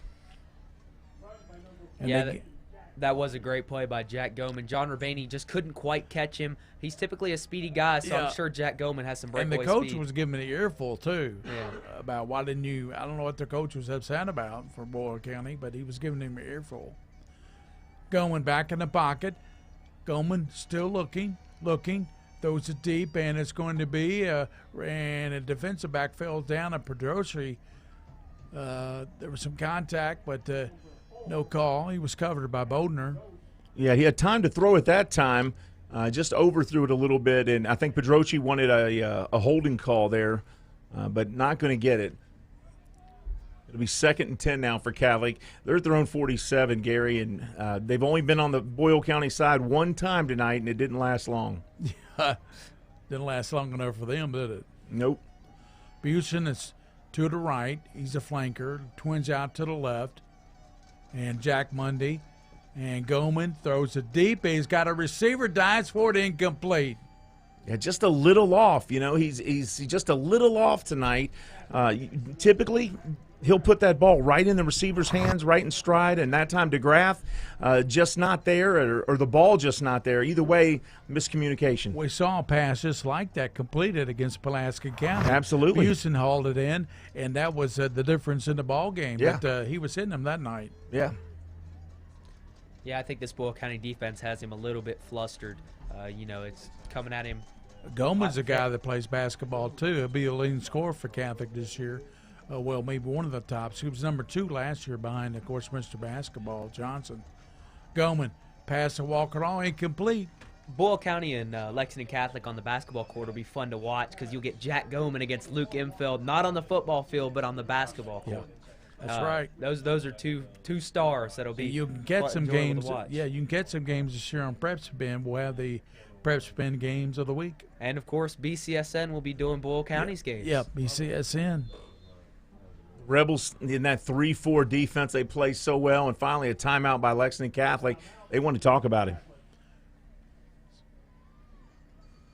4th and 10 here. Lexington Catholic, boy, I would have never have thought the Knights would be down 34-0 before the break. I mean, if you would have said that as a final score, I'm not sure I would have believed it, much less right before half.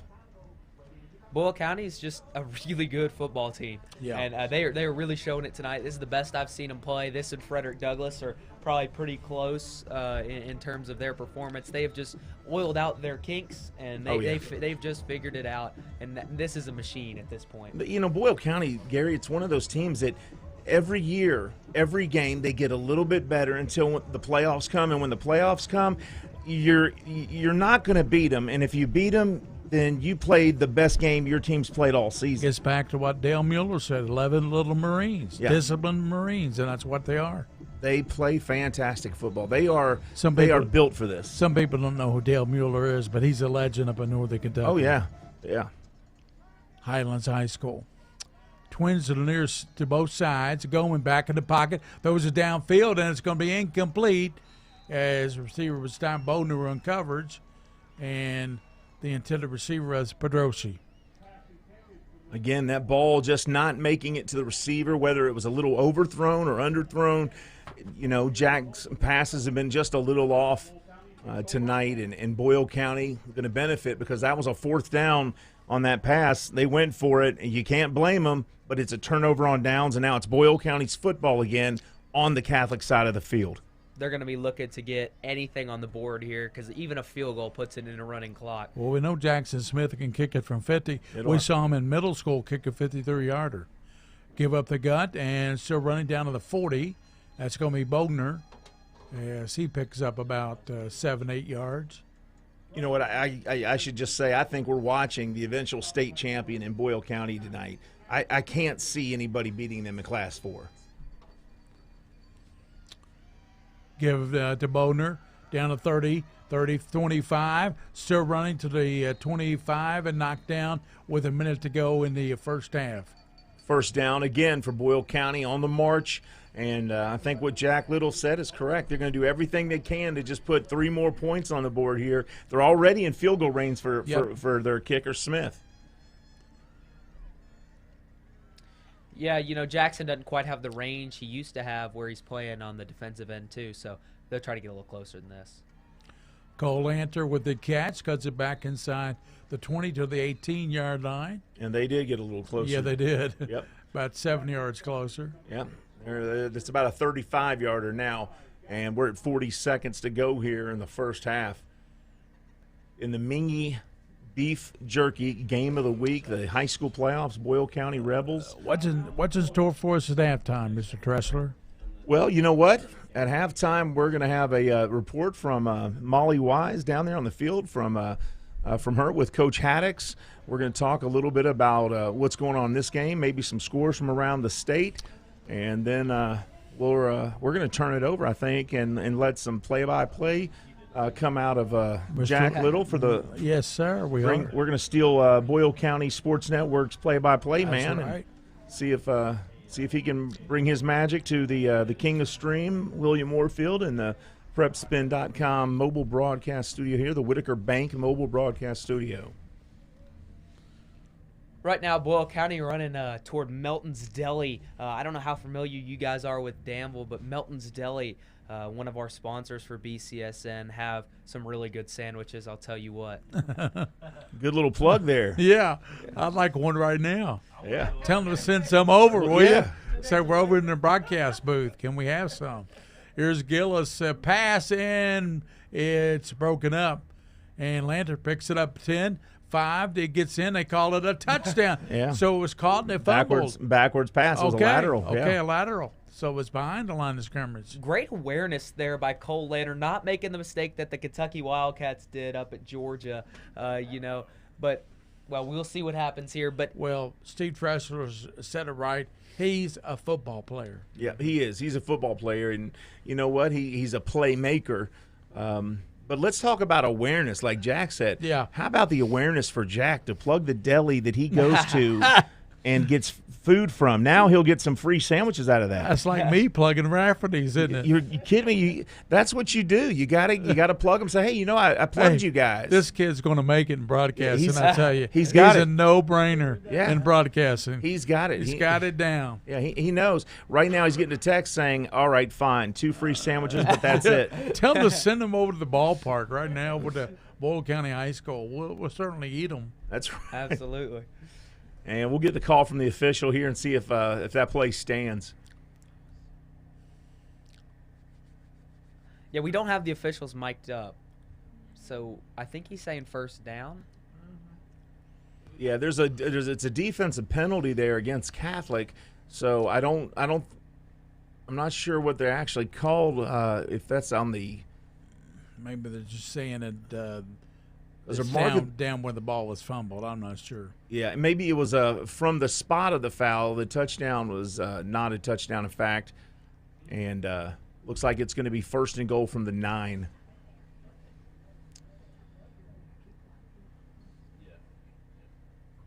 And Jack, who else is going D1 from this team that you know of? Who's gotten offers from Boyle County? So Cole Lanner's got one from Murray State. Tommy's got one from everywhere, pretty much. So I think West Virginia, Kentucky, Tennessee, Louisville. There's I'm sure a host more. I know Alabama sent him a letter the other day, and there's a lot of schools that are definitely interested in him. So who else? Of course, Jackson Smith going to UK. He'll probably be a punter at UK. Okay. I don't think he'll be a place kicker. From what I understand, he won't be a place kicker. I think I said Cole Lander going to Murray State earlier. Yeah. Yep. And I think that's it. Jagger may have one from UAB, an offer. Okay. I believe. All right. Alabama, The Birmingham. Blazers. Yeah. Yeah. So all right. Other than that, I'm not sure of anyone else. Sideline reporter Molly Wise could be going to Davidson. Sideline reporter Molly Wise, of course. What about for Jack Little? Athletes. Well, I've looked into journalism. That's definitely what I want to do. I also write for our paper here, the Advocate Messenger. So journalism is what I want to do. I looked at the University of Florida. I liked it. Gonna go north probably. Look at some schools like Notre Dame, Northwestern. Where would you be? What's your number 1 pick? Where do you want to go? Well, I've always wanted to go to Vandy, so I'm going to see Vandy at Thanksgiving. So we'll see. Right now, probably Florida and Vandy are tied for 1.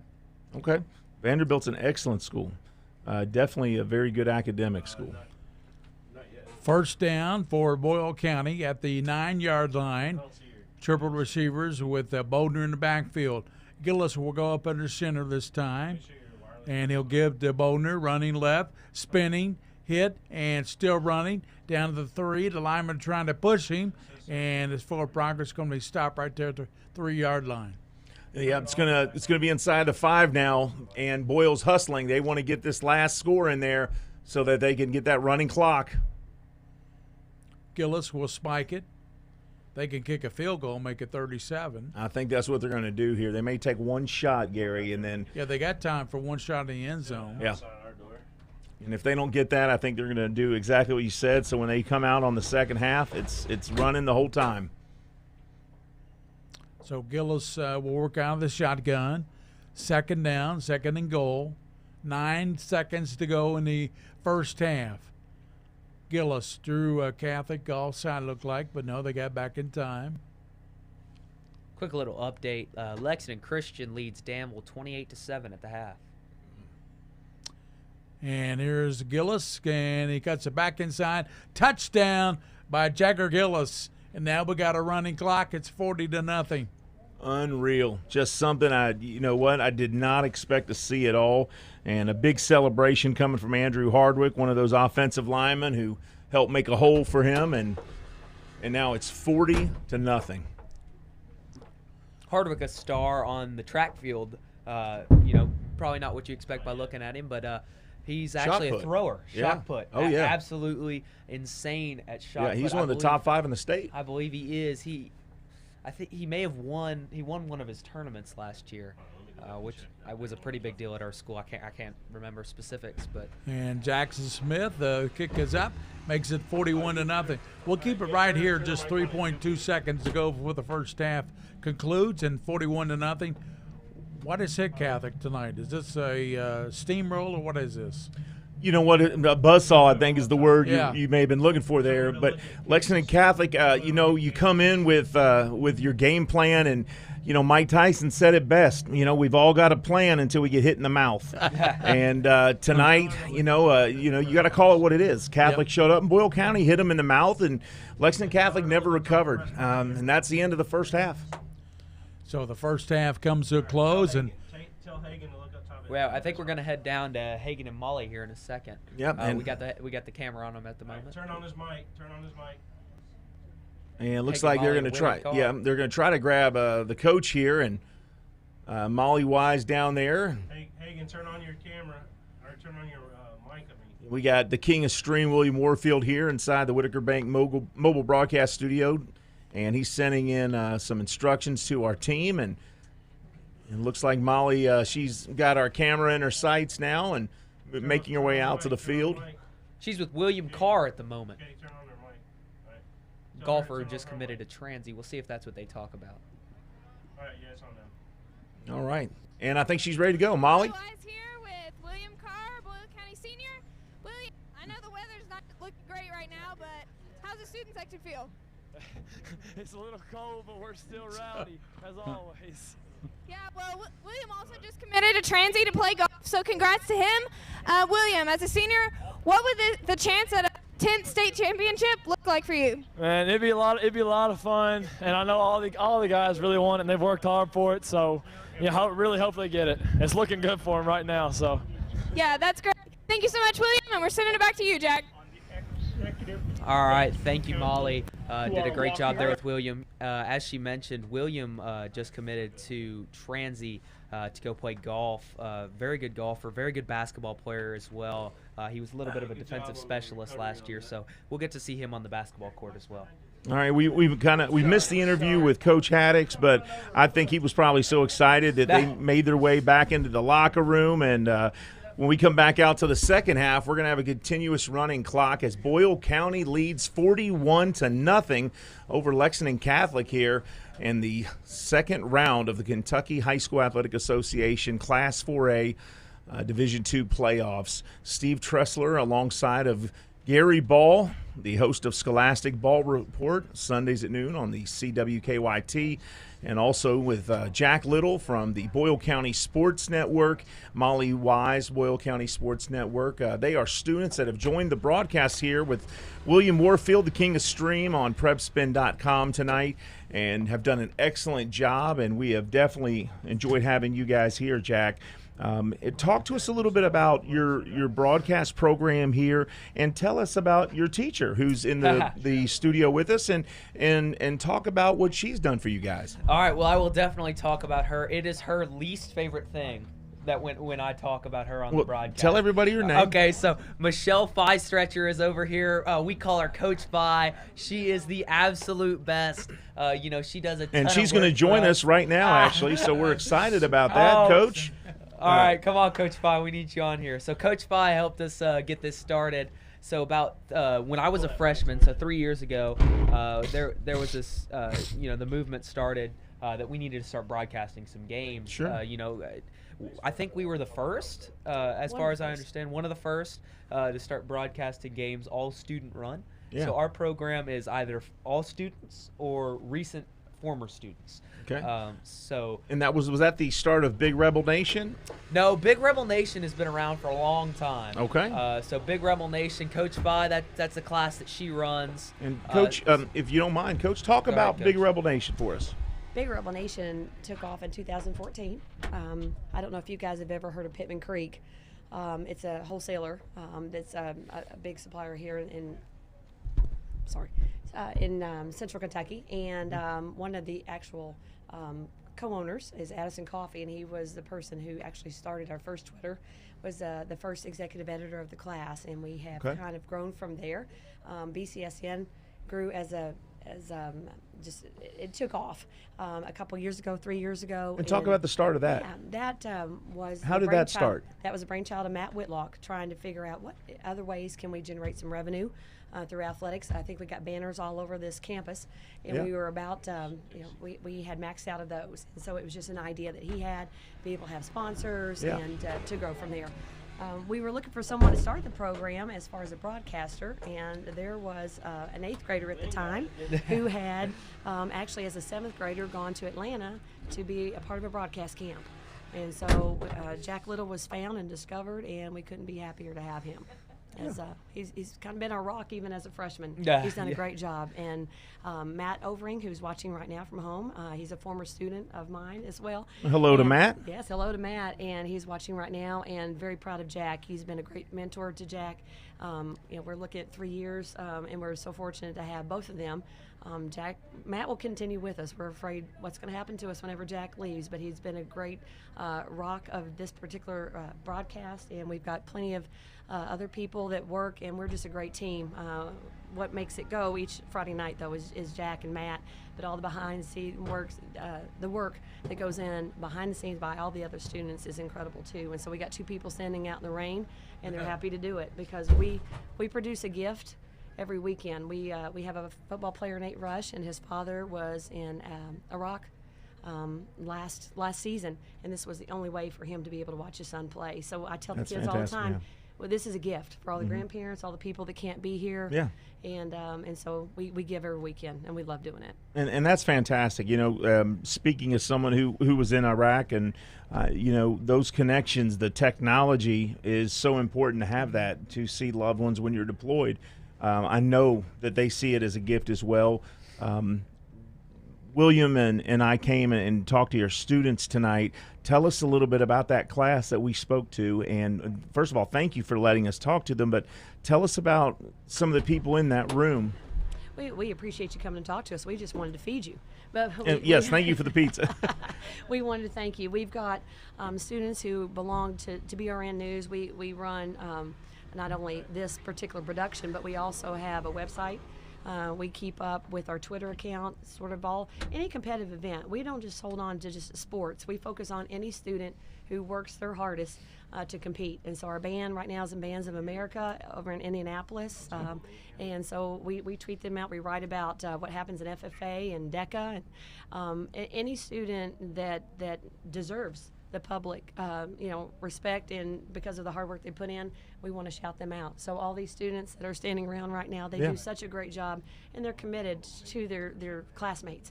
And it's a special community here in Danville. Boyle County is It is, absolutely. I think that's a well-known fact, too. And you're also a coach. Tell everybody what you coach. No, I used to coach girls basketball. It's been many years ago. And so this fine lady over here, was a commissioner at the time, and just blessed to be here. I'm a former student here at Boyle County High School, and love this community and love the fact that we have found different ways to give back. And so we appreciate every one of you all being here, Mr. Ball. Scholastic Ball Report has been something we watch every Saturday morning, and it's wonderful when you have our Boyle County students, and we're quite proud of all students, especially our own. All right. Jack, did you have any other questions for your teacher here? Man, Coach Fye has just really been a blessing for this program. She kind of got thrown into it a little bit. It wasn't her. Probably wasn't her first intention, but the amount of work that she puts into it is honestly unbelievable. And people don't see that. People don't see how much work and time she puts into all of these programs. And I do. I know how late she stays up working on this stuff. How worked up she gets whenever certain things don't go our way. She said me and Matt are what makes this thing tick, and that is not true. Whatsoever. Maybe Matt, but definitely not me. It is Coach Fye, it is Daniel McQuarrie, Zane Good, Hannah Faulkner, Hagen Webb, all the people that are behind the scenes working here on the cameras, on the producing side.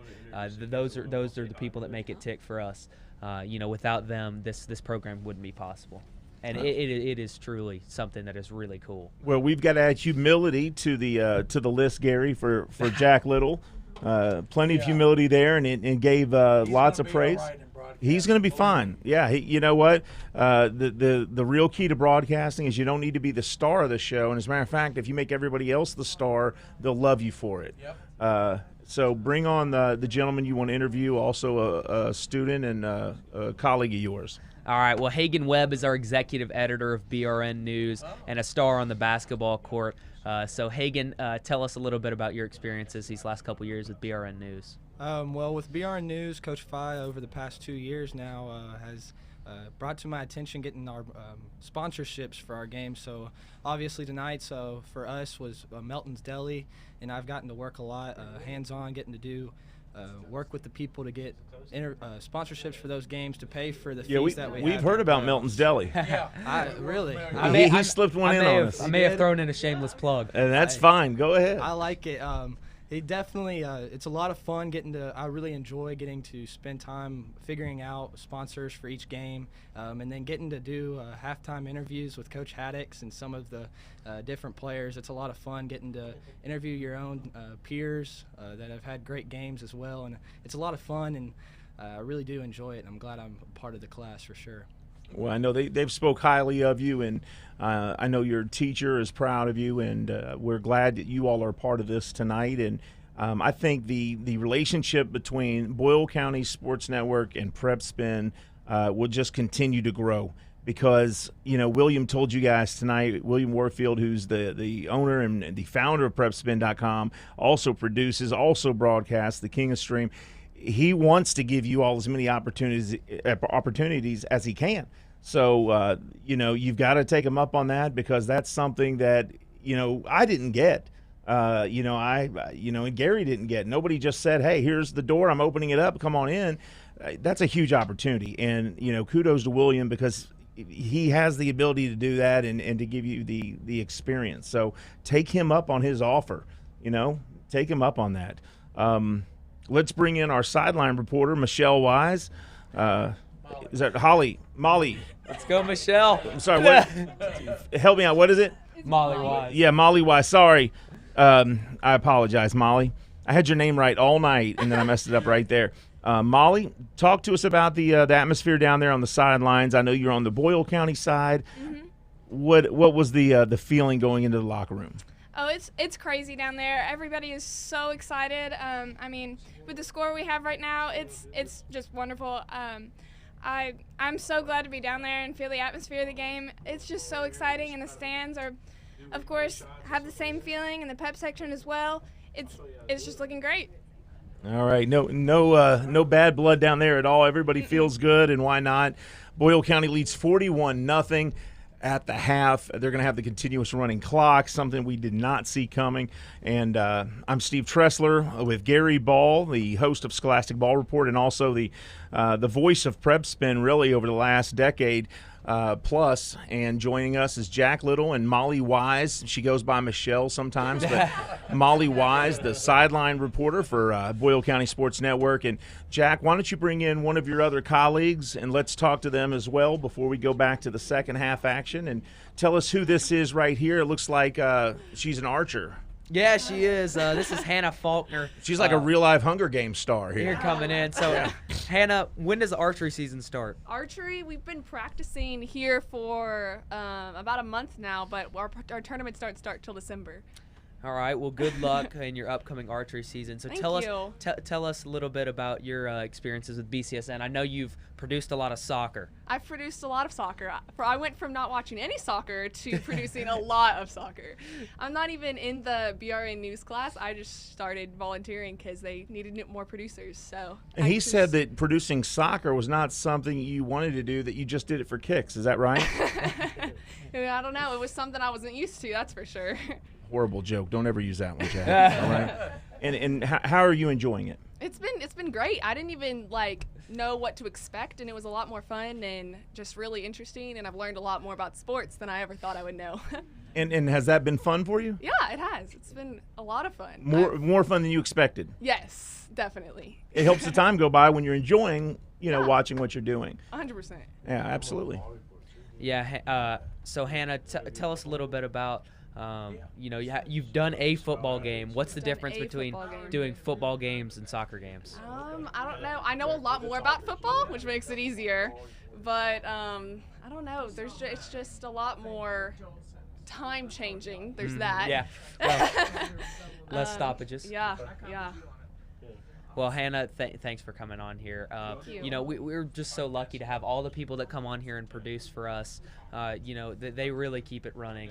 And I think we might get Sam. Are we going to get Sam Harless? Maybe not. Yeah, let's.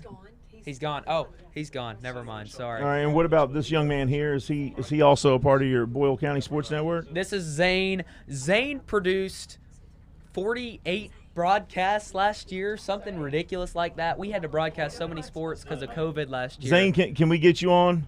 Can we get you on tonight? You feel like talking?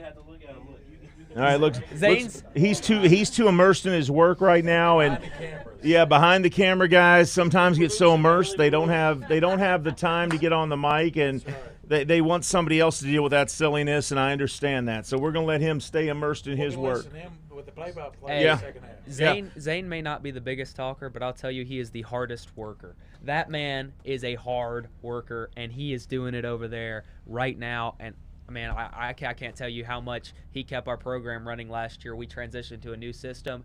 Zane figured it out in like a day, and kept it running a whole year. And that's really important because you know what? Some people they have to be in front of the camera, and you can't have anybody in front of the camera unless you know how to work behind the camera. And without the people behind the camera, there is no in front of the camera. So, you know what? If you want to stay in this business, learn how to work behind the cameras as well, because there's 1,000 people lined up to be in front of the cameras, but they don't know how to work behind the cameras, and that's what runs the show. That's the engine that keeps it all going. Lexington Catholic coming out to stretch out for the second half as they trail 41-0 to Boyle County here in the Class 4A Division II second-round playoffs. The winner of this game will take on the winner of the Harrison County Scott game next week on the 19th. That game will be at 7:30. It'll also be right here at Boyle County. Boyle will host that game if they do end up being the winners here tonight, which is kind of what we think is going to happen as the rain continues to blow in, as you see there on the 4K screen and the beautiful picture from PrepSpin.com as we're two minutes away from kickoff to the second half on the Whitaker Bank mobile broadcast studio. We'll make a believer out of Jack before long. He's going to start liking this big screen. Oh, yeah, he will. He will. Now, if you want him to like this, then send him out there for a quarter with that rain and cold, right, Molly? Molly, tell him how Michelle feels about being out in that rain and cold right now. Michelle's not feeling too hot. Not gonna lie. Michelle does not like that, as Molly reported. So we're gonna let Jack. Also, Jack Little is going to be the play-by-play man here, at least for a little bit of the beginning of the second half, as Boyle County is going to come out and see if they can close this thing out. I'm Steve Tressler. Gary Ball, the play-by-play man tonight from PrepSpin.com. He's been the voice of PrepSpin on air for the last decade and a half. Coach Mike Mia not here tonight, so I was lucky enough to fill in, and we miss Coach tonight. William Warfield, king of stream here, PrepSpin.com. The Mingy Beef Jerky game of the week here, Boyle County, Lexington Catholic, and Jack Little from Boyle County Sports Network and Molly Wise have joined us, and we've had a lot of fun here tonight. We really appreciate them joining us, and we're honored that their coach and teacher, Coach Feist, has brought them aboard. Coach Ben usually does UFOs. Well, tonight we brought in the real stars of the Boyle County Sports Network. They do a super job, just a great job. Yeah, they really do. And you know what? Really, it's groundbreaking. Yeah. Because there's very few, if any, other high schools that really bring the sports to the community like they do. And that's what Coach was talking about. That's why this community is so special, because, it's all inside the county, right? It's all inside Boyle County, and they do it as a community. Title town. Yeah, Titletown. And the Admirals right now, they've got their hands full, trailing 28-7 at the half to LCA. You know what? LCA beat Boyle County and also beat Lexington Catholic this year. Both of these teams have a loss in the record from LCA. I think LCA is the eventual 2A state champion. They have the highest RPI in the state. Louisville Male's right up there, but Lexington Christian is number one in the state. That's just unbelievable. They have 6 Division I starters on that lineup, so that's a tough task for any team to try to beat. As we get ready for the second half action here in the Whitaker Bank Mobile Broadcast Studio, we're going to turn it over to Jack Little. He is going to be the voice for the Boyle County Rebels for years to come, I'm sure. And Jack, you can take it away. Well, actually, I'm going to pull it back real quick. Speaking of LCA, Beechwood is going to be a big challenge for LCA. But here's the kick through the back of the end zone. Jackson Smith. All right, so the big high end over end kick goes through the end zone. It'll be a touchback. 1st and 10, Lexington Catholic. They will start from their own 20-yard line, and they got to get something going here. Jack Little will be bringing you play-by-play here to begin the quarter. Gary Ball and Steve Tressler will bring some color to the game here for you. And we thank you for joining us tonight. Boyle County 41, Lexington Catholic nothing. Jack? Yeah, Catholic lining up here. One wide on each side. One in the backfield. They'll sweep there. That's number 8, Blake Buson. Yep, Buson. Buson. Yeah, Buson with the end around there. Picks up a few yards anyway. About 6 yards. About 6. And that's also that's the play they started the game with without the fake one-way, right? I think they had a pitch to begin their first drive, and then they had the little end around. Catholic going 2 wide to the left. Man in motion is Buson. Give to Hall. Going to be stuffed by the Boyle County line, picking up about 1.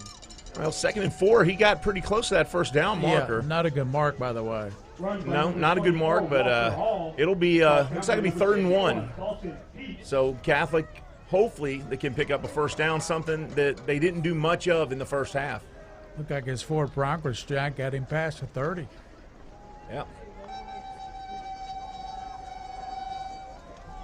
And that's a good second effort by Hall. He picked up the first down with that second effort. Yeah, on that 3rd and 1, just a dive play right up the middle. Walker Hall took the carry, got the first down, and Catholic picks up a first down. Little more pep to their step here in the second half. You wish they would have shown up, with that kind of energy and enthusiasm. It didn't look like they had that same swag to them in the first half. Well, Nigel Smith right on the right act, I'm sure. Oh yeah.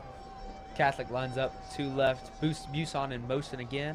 Going to give to Hall, but this time he is stuffed behind the line of scrimmage. Ooh. Yeah, that time you had two receivers to the left, one on the right, a man in motion, and again gives it to Hall.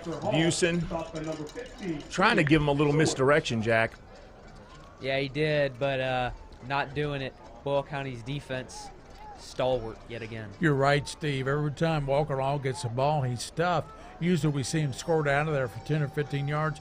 Not tonight. Nope. 3 straight plays. Buson goes in motion. This time he'll go deep. Nearly intercepted by Sage Dawson. Out of the hands. Target there was number 6. Hunter Foster. Yeah, again, Foster that time, Goman connected with his receiver, but he wasn't able to hold on to the ball. Good job by the defense there to get a hand on it, knock it away. But it looked like the receiver and the quarterback were on the same page on where the ball would be. Yeah. 3rd and 10 now. Goman out of the gun. Catholic lines up 3 to the left, 1 to the right. Goman looks to his right, has nothing, forced to scramble, brought down by Peets in the backfield. Big sack for that defense, and again, on a 3rd and long, Catholic not able to get a first down. And Peets walking back to the huddle like he might have sickened up his arm a little bit, but he's okay. I tell you, he is a threat, and so is Ziesmer. I would not want to run the ball on that side of the defensive line. No, actually, a lot of teams early on would literally run it to the other side of Tommy Ziesmer the whole game. Yeah. But now this Boyle County defense has become so sound, it doesn't matter which side you run it to. Loss of 7, 4th and 17. Goman out of the gun, 3 wideouts to the left, 1 right. He's going to keep it, run up the middle, but not going to get enough here as the defense wraps him up and drops him at the 25. And the Rebels have the answer to Lexington Catholic's offense. And Catholic, again, 4th down, and here comes the punt unit.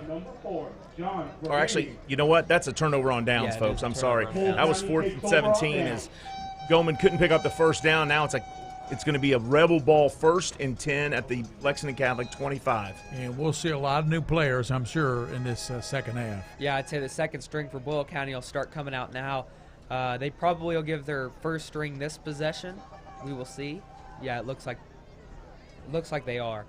Boyle County does want to put as many points to the board as they can, but also they want to, save and start thinking about future weeks. RPI still looks at that, doesn't it? Yeah.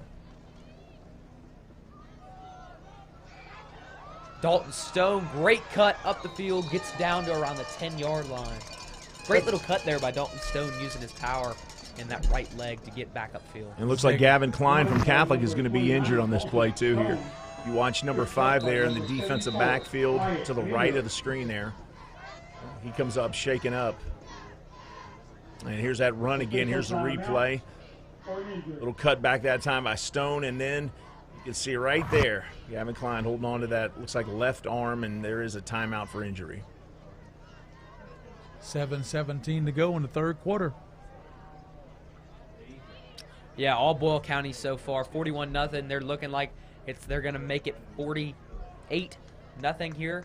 It'll probably be the last we see of the first string offense. Boyle County going to be very happy with what they've got right now. And I'm sure Justin Addix is nothing short of elated over there on that sideline. And first and goal from the 9 for the Rebel offense.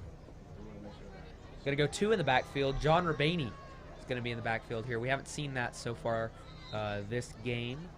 We'll see if they give it to him. But I'd imagine they go back to Stone. They do. Stone gets down to around the 7-yard line. Kenan Mackley makes a nice play there from his defensive end spot. Yeah, Mackley on the tackle. Perry helping him. Corbin Perry, the linebacker, sophomore. This is why both these teams are always good is, you know, at this point of the game, like you all said, we're going to see some young players come in from Boyle, but we'll see some young players from Catholic too. And it's this experience in the playoffs that brings those kids back the next year, and they're not as intimidated to take the field.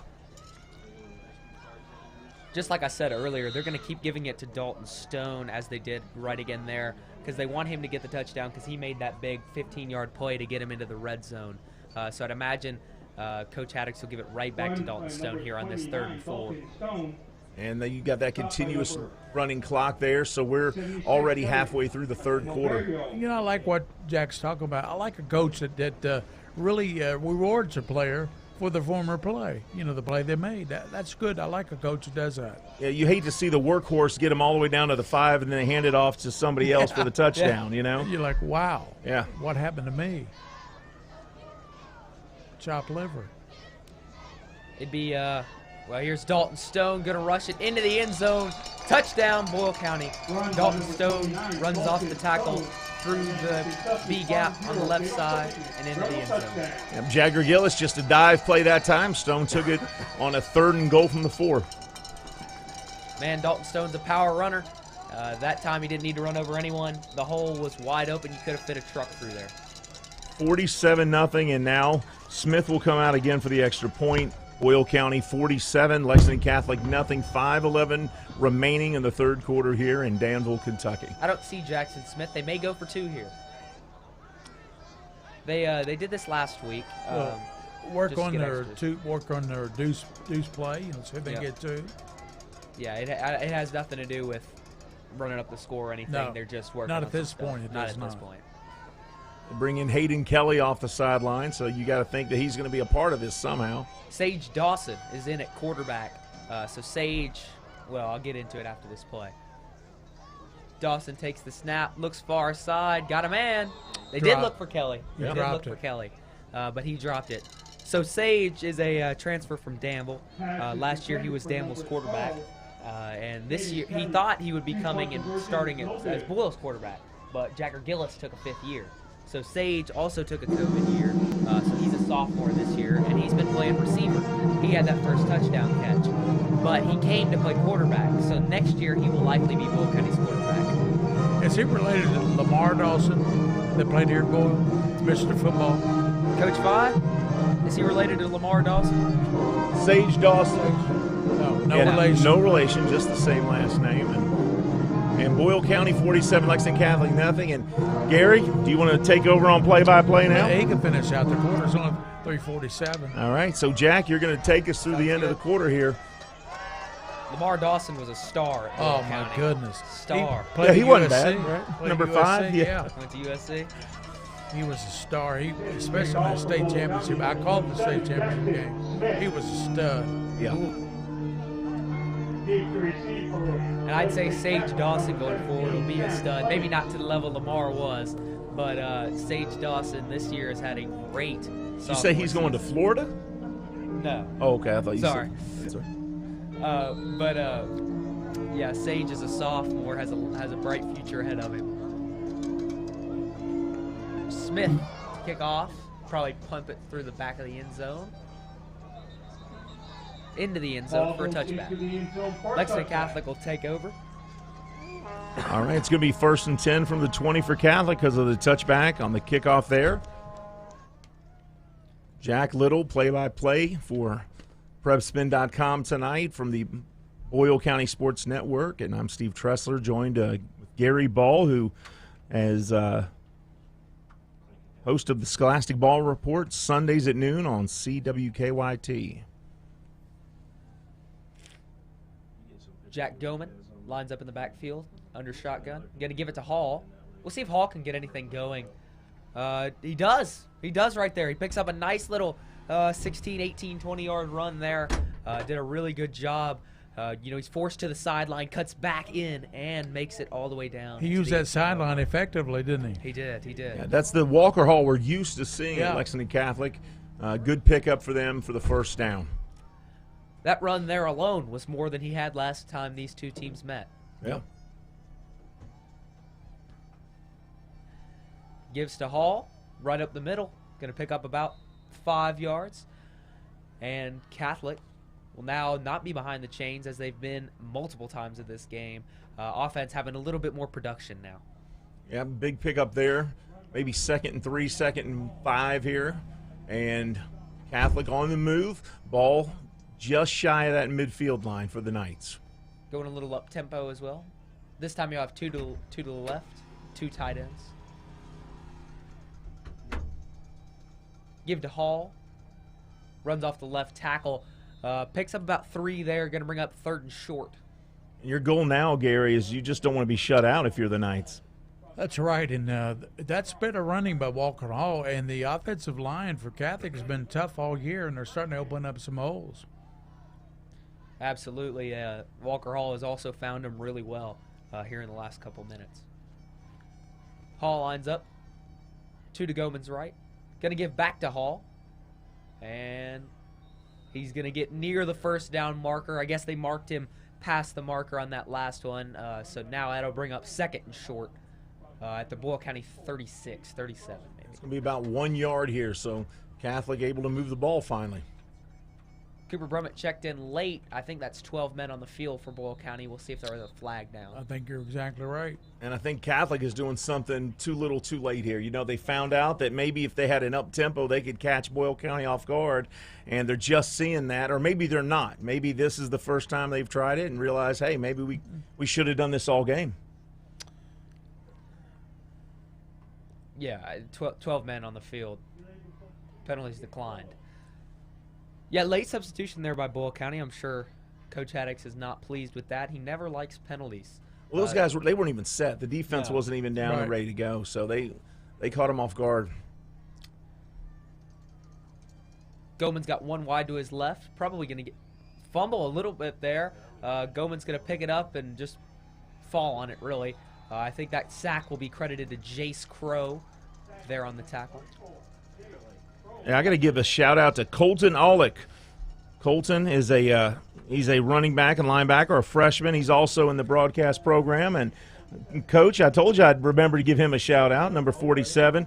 He's number 47 on the roster, but he's number 1 in your hearts if you're in that class. Yeah, Colton Aulick is definitely a staple of first period BRN News. Guy everybody loves in there. So end of the 3rd quarter. Yep, Boyle County leads 47-0. This game has not been close as of right now, and it continues to not be close. It has not been close. It was close right until the kickoff. Yeah, right until the kickoff. Because it's been Boyle County all night. All night. And we'll be back on the Mingy Beach Circuit Game of the Week with the 4th quarter action after. Good job. Thanks.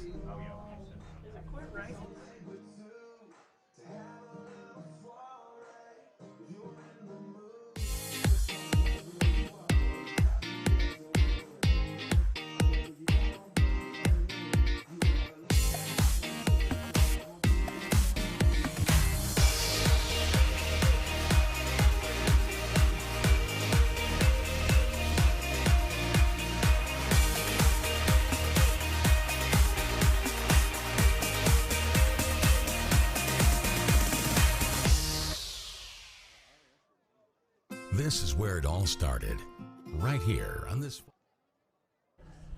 Goldman out of the shotgun will fake it, roll to the right, set, throw, on Monday to 30, 25, run out of bounds. Good hustle there by Mr. Robany? Is that right? Rabaney. Yeah, John Rabaney. That's what you talked about before the game, though. Going to Jack Monday, they found him there. A little too late. It's in the fourth quarter, and you're down 47-0. That may just be a tad late.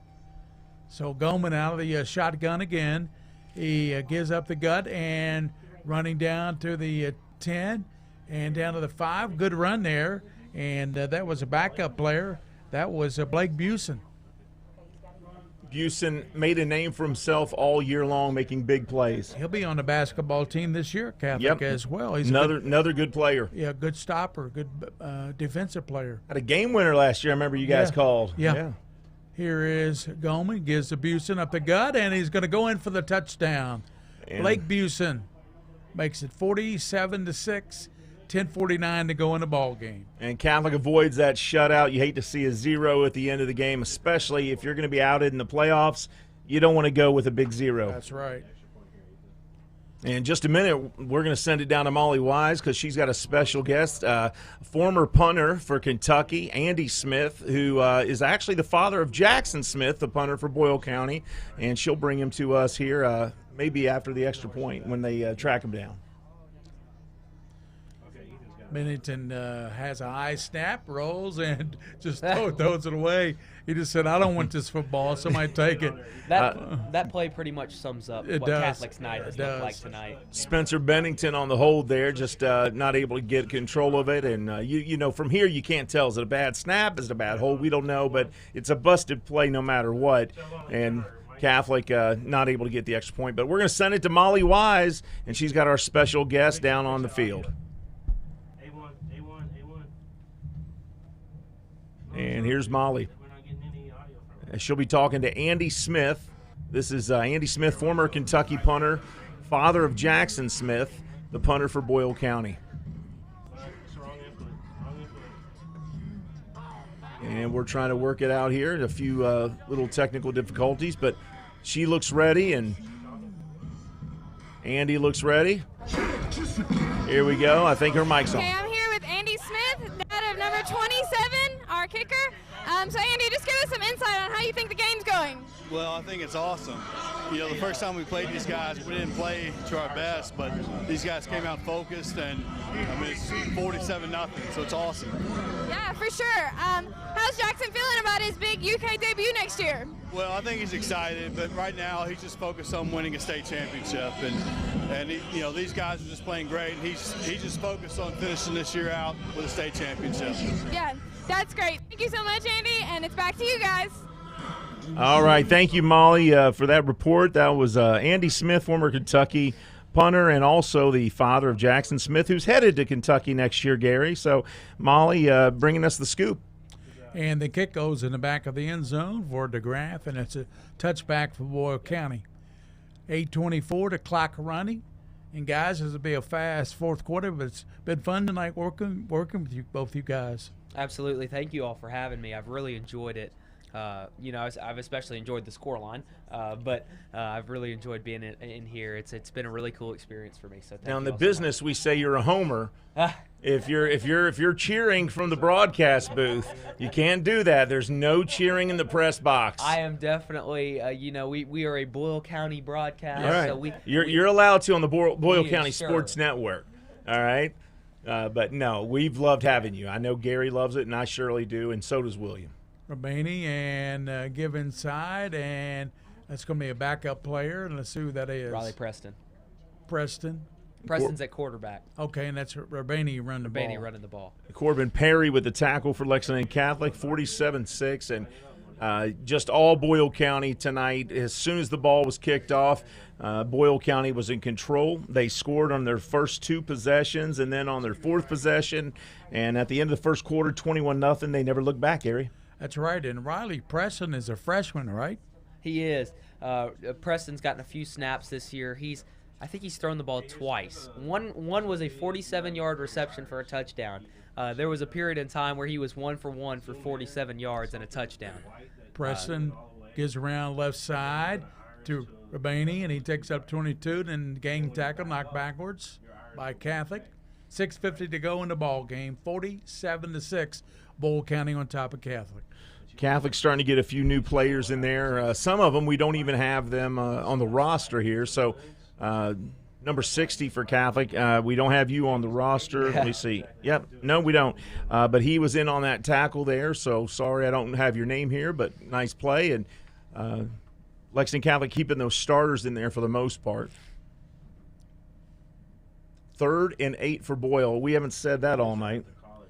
That's right. And, Jack, you'll have Boyle and Scott probably next week. That ball game, Scott out of Northern Kentucky, that's where Doug Pelfrey played football. That's right. Bengal.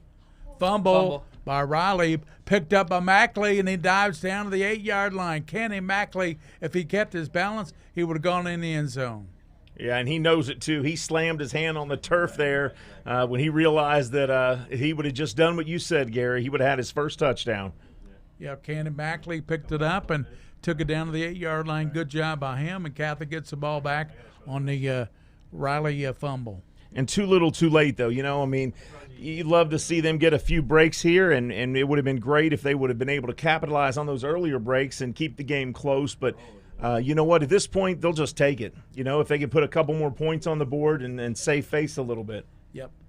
Jack Elman's still in the quarterback. Busen is give a pitch to the left to Busen. He's going to try to get his second touchdown of the night for Blake Busen. It's 47-12. 7-yard little scamper there, and Catholic able to get some more points. And so, like we said, you save a little face there. Woodford County, big right now over West Jessamine. You know what? You talk about a team that's going to be tough to beat in the playoffs. My goodness. Dennis Johnson has really turned that thing around. Collision course had of Woodford and Douglas. Oh, isn't it? Boy, whoever comes out of Central Kentucky there, that's going to be a monster game. It sure will. I'm really looking forward to that one. Woodford County got a really good program. So does Frederick Douglass with Dane Key. I think that'll be a really good matchup. Kick by DeGraff up and good. It's 47-13. 4:31 to go, and the clock's still running, guys. So we have very little time left, and it'll be, of course, playoff action next week. Boyle County will be at home all the way through the playoffs. They will. RPI. That's fantastic for us, for BCSN. If they keep winning, we'll keep broadcasting. Good for you guys. So we're happy about that. If Boyle County does play Scott, they played them 2 years ago here. I did that broadcast. It was a 55-0 blowout, and I would probably expect the same next week, if I'm going to be honest. LCA making light work of the Admirals tonight here in Danville. 55-13 now is the score in that game.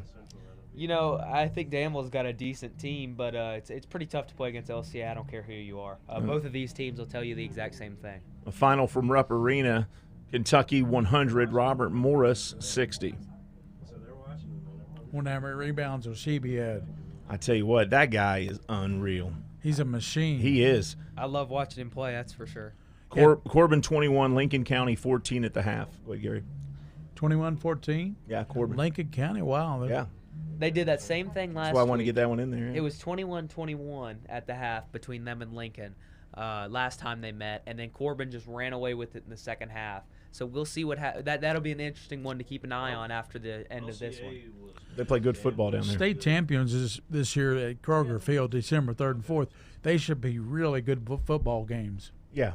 I mean, I think there's a resurgence in Kentucky's high school football the last 10 years. It has gotten really good. Yep. I mean, Kentucky high school football 20 years ago wasn't much. I mean, 25, 30 years ago, it wasn't what it is today. Right. The teams 30 years ago, I don't think would play the teams this year. Who wins Mr. Football this year? Cole Lanter from Boyle County or Xavier Brown from LCA? It's a toss-up. It really is. I would love to say that it would be Cole Lanter, but they won. I think LCA beat Boyle County at Boyle County. And if anything's going to give Xavier Brown the edge, that's going to be it. This might be the first year I'd be okay with them giving co-players of the year because they're both outstanding. There's a pretty good player, male, too. Yeah. He was on my show. Oh, yeah. A real good player, Vinny Shetty.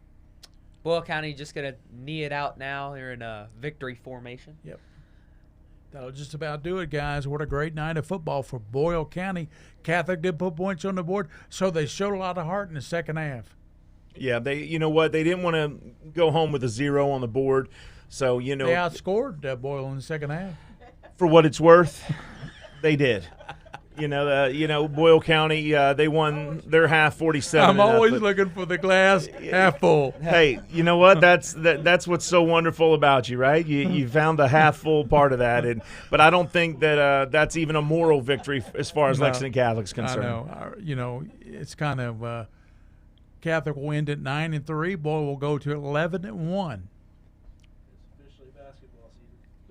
All right, well, Boyle County going to walk away with a win, and I know Nathan Shepman at Melton's Deli, one of our sponsors for BCSN, is very Have him happy send me with over this. turkey sandwich. Give us a gift card at least. I mean, you plugged them twice. I'm getting hungry. Yeah. You guys, I'm serious. You guys should head over to Melton's Deli. It really is really good. How late is it open? Does your I name don't know carry if it's weight open there? now. If My we name- Get this in the parking lot. Can we say we know Jack Little and they give it to us, half off? Or He may. You got to catch Mr. Shepman though. All right. And you got to ask The question him. is, can we park this in the driveway? yeah, will this trailer fit right there in the parking? Probably. Yeah, it's over by the movie theater is one of them. All right. Well, you know what? We might have to do that. We really might. And Boyle just takes a knee and in victory formation, run it out. They'll win it 47-13 over Catholic. Guys, kind of sum it up for us, Steve Tressler and Jack Little. Well, you know what? If we're going to sum it up, you sum it up like this. Boyle County football program, it was solid in the past. They're solid now. They're going to be solid in the future.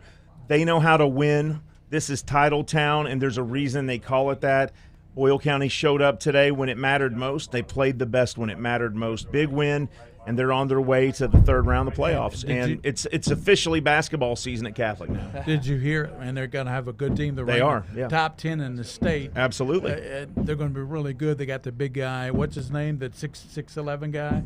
That Xavier's already being offered by Xavier University. The Muskies, yeah. Yeah, and Perry, I think it is. Yeah. And, but back to one point I was going to make, a guy down on the field told us they're going for their 10th state championship. That's right. So we know they have 9 state titles. 9 state titles, that's right, yeah. And sum up the game in your opinion. What do you think from the Boyle County Sports Network? Hard running by Bodner. Yeah, definitely. I think that Boyle County has shown everybody how good they are. There were some Catholic fans, I don't think, who understood how good this Boyle County football team was after that last game. It didn't seem like Boyle County was that great after that game, and they've oiled out some stuff, and they have shown tonight that this is a force to be reckoned with in the state of Kentucky. And they definitely ironed out their County, wrinkles. They did. And I think you're looking at the eventual state champion. I think we have Justin Haddocks down on the field with the Boyle County Sports Network. I think he's coming over to talk to him, Jack. Yes, Hagen typically gets Coach Haddocks after the game. So all right, we'll wait for Hagen Webb and see if he can grab Coach here. Here it is. Let's go down to him live. Give him a second. He's got to get a good spot. So he gets a little smooch there from the wife, and Hagen will get Coach Haddocks here on live, and let's send it down to Hagen.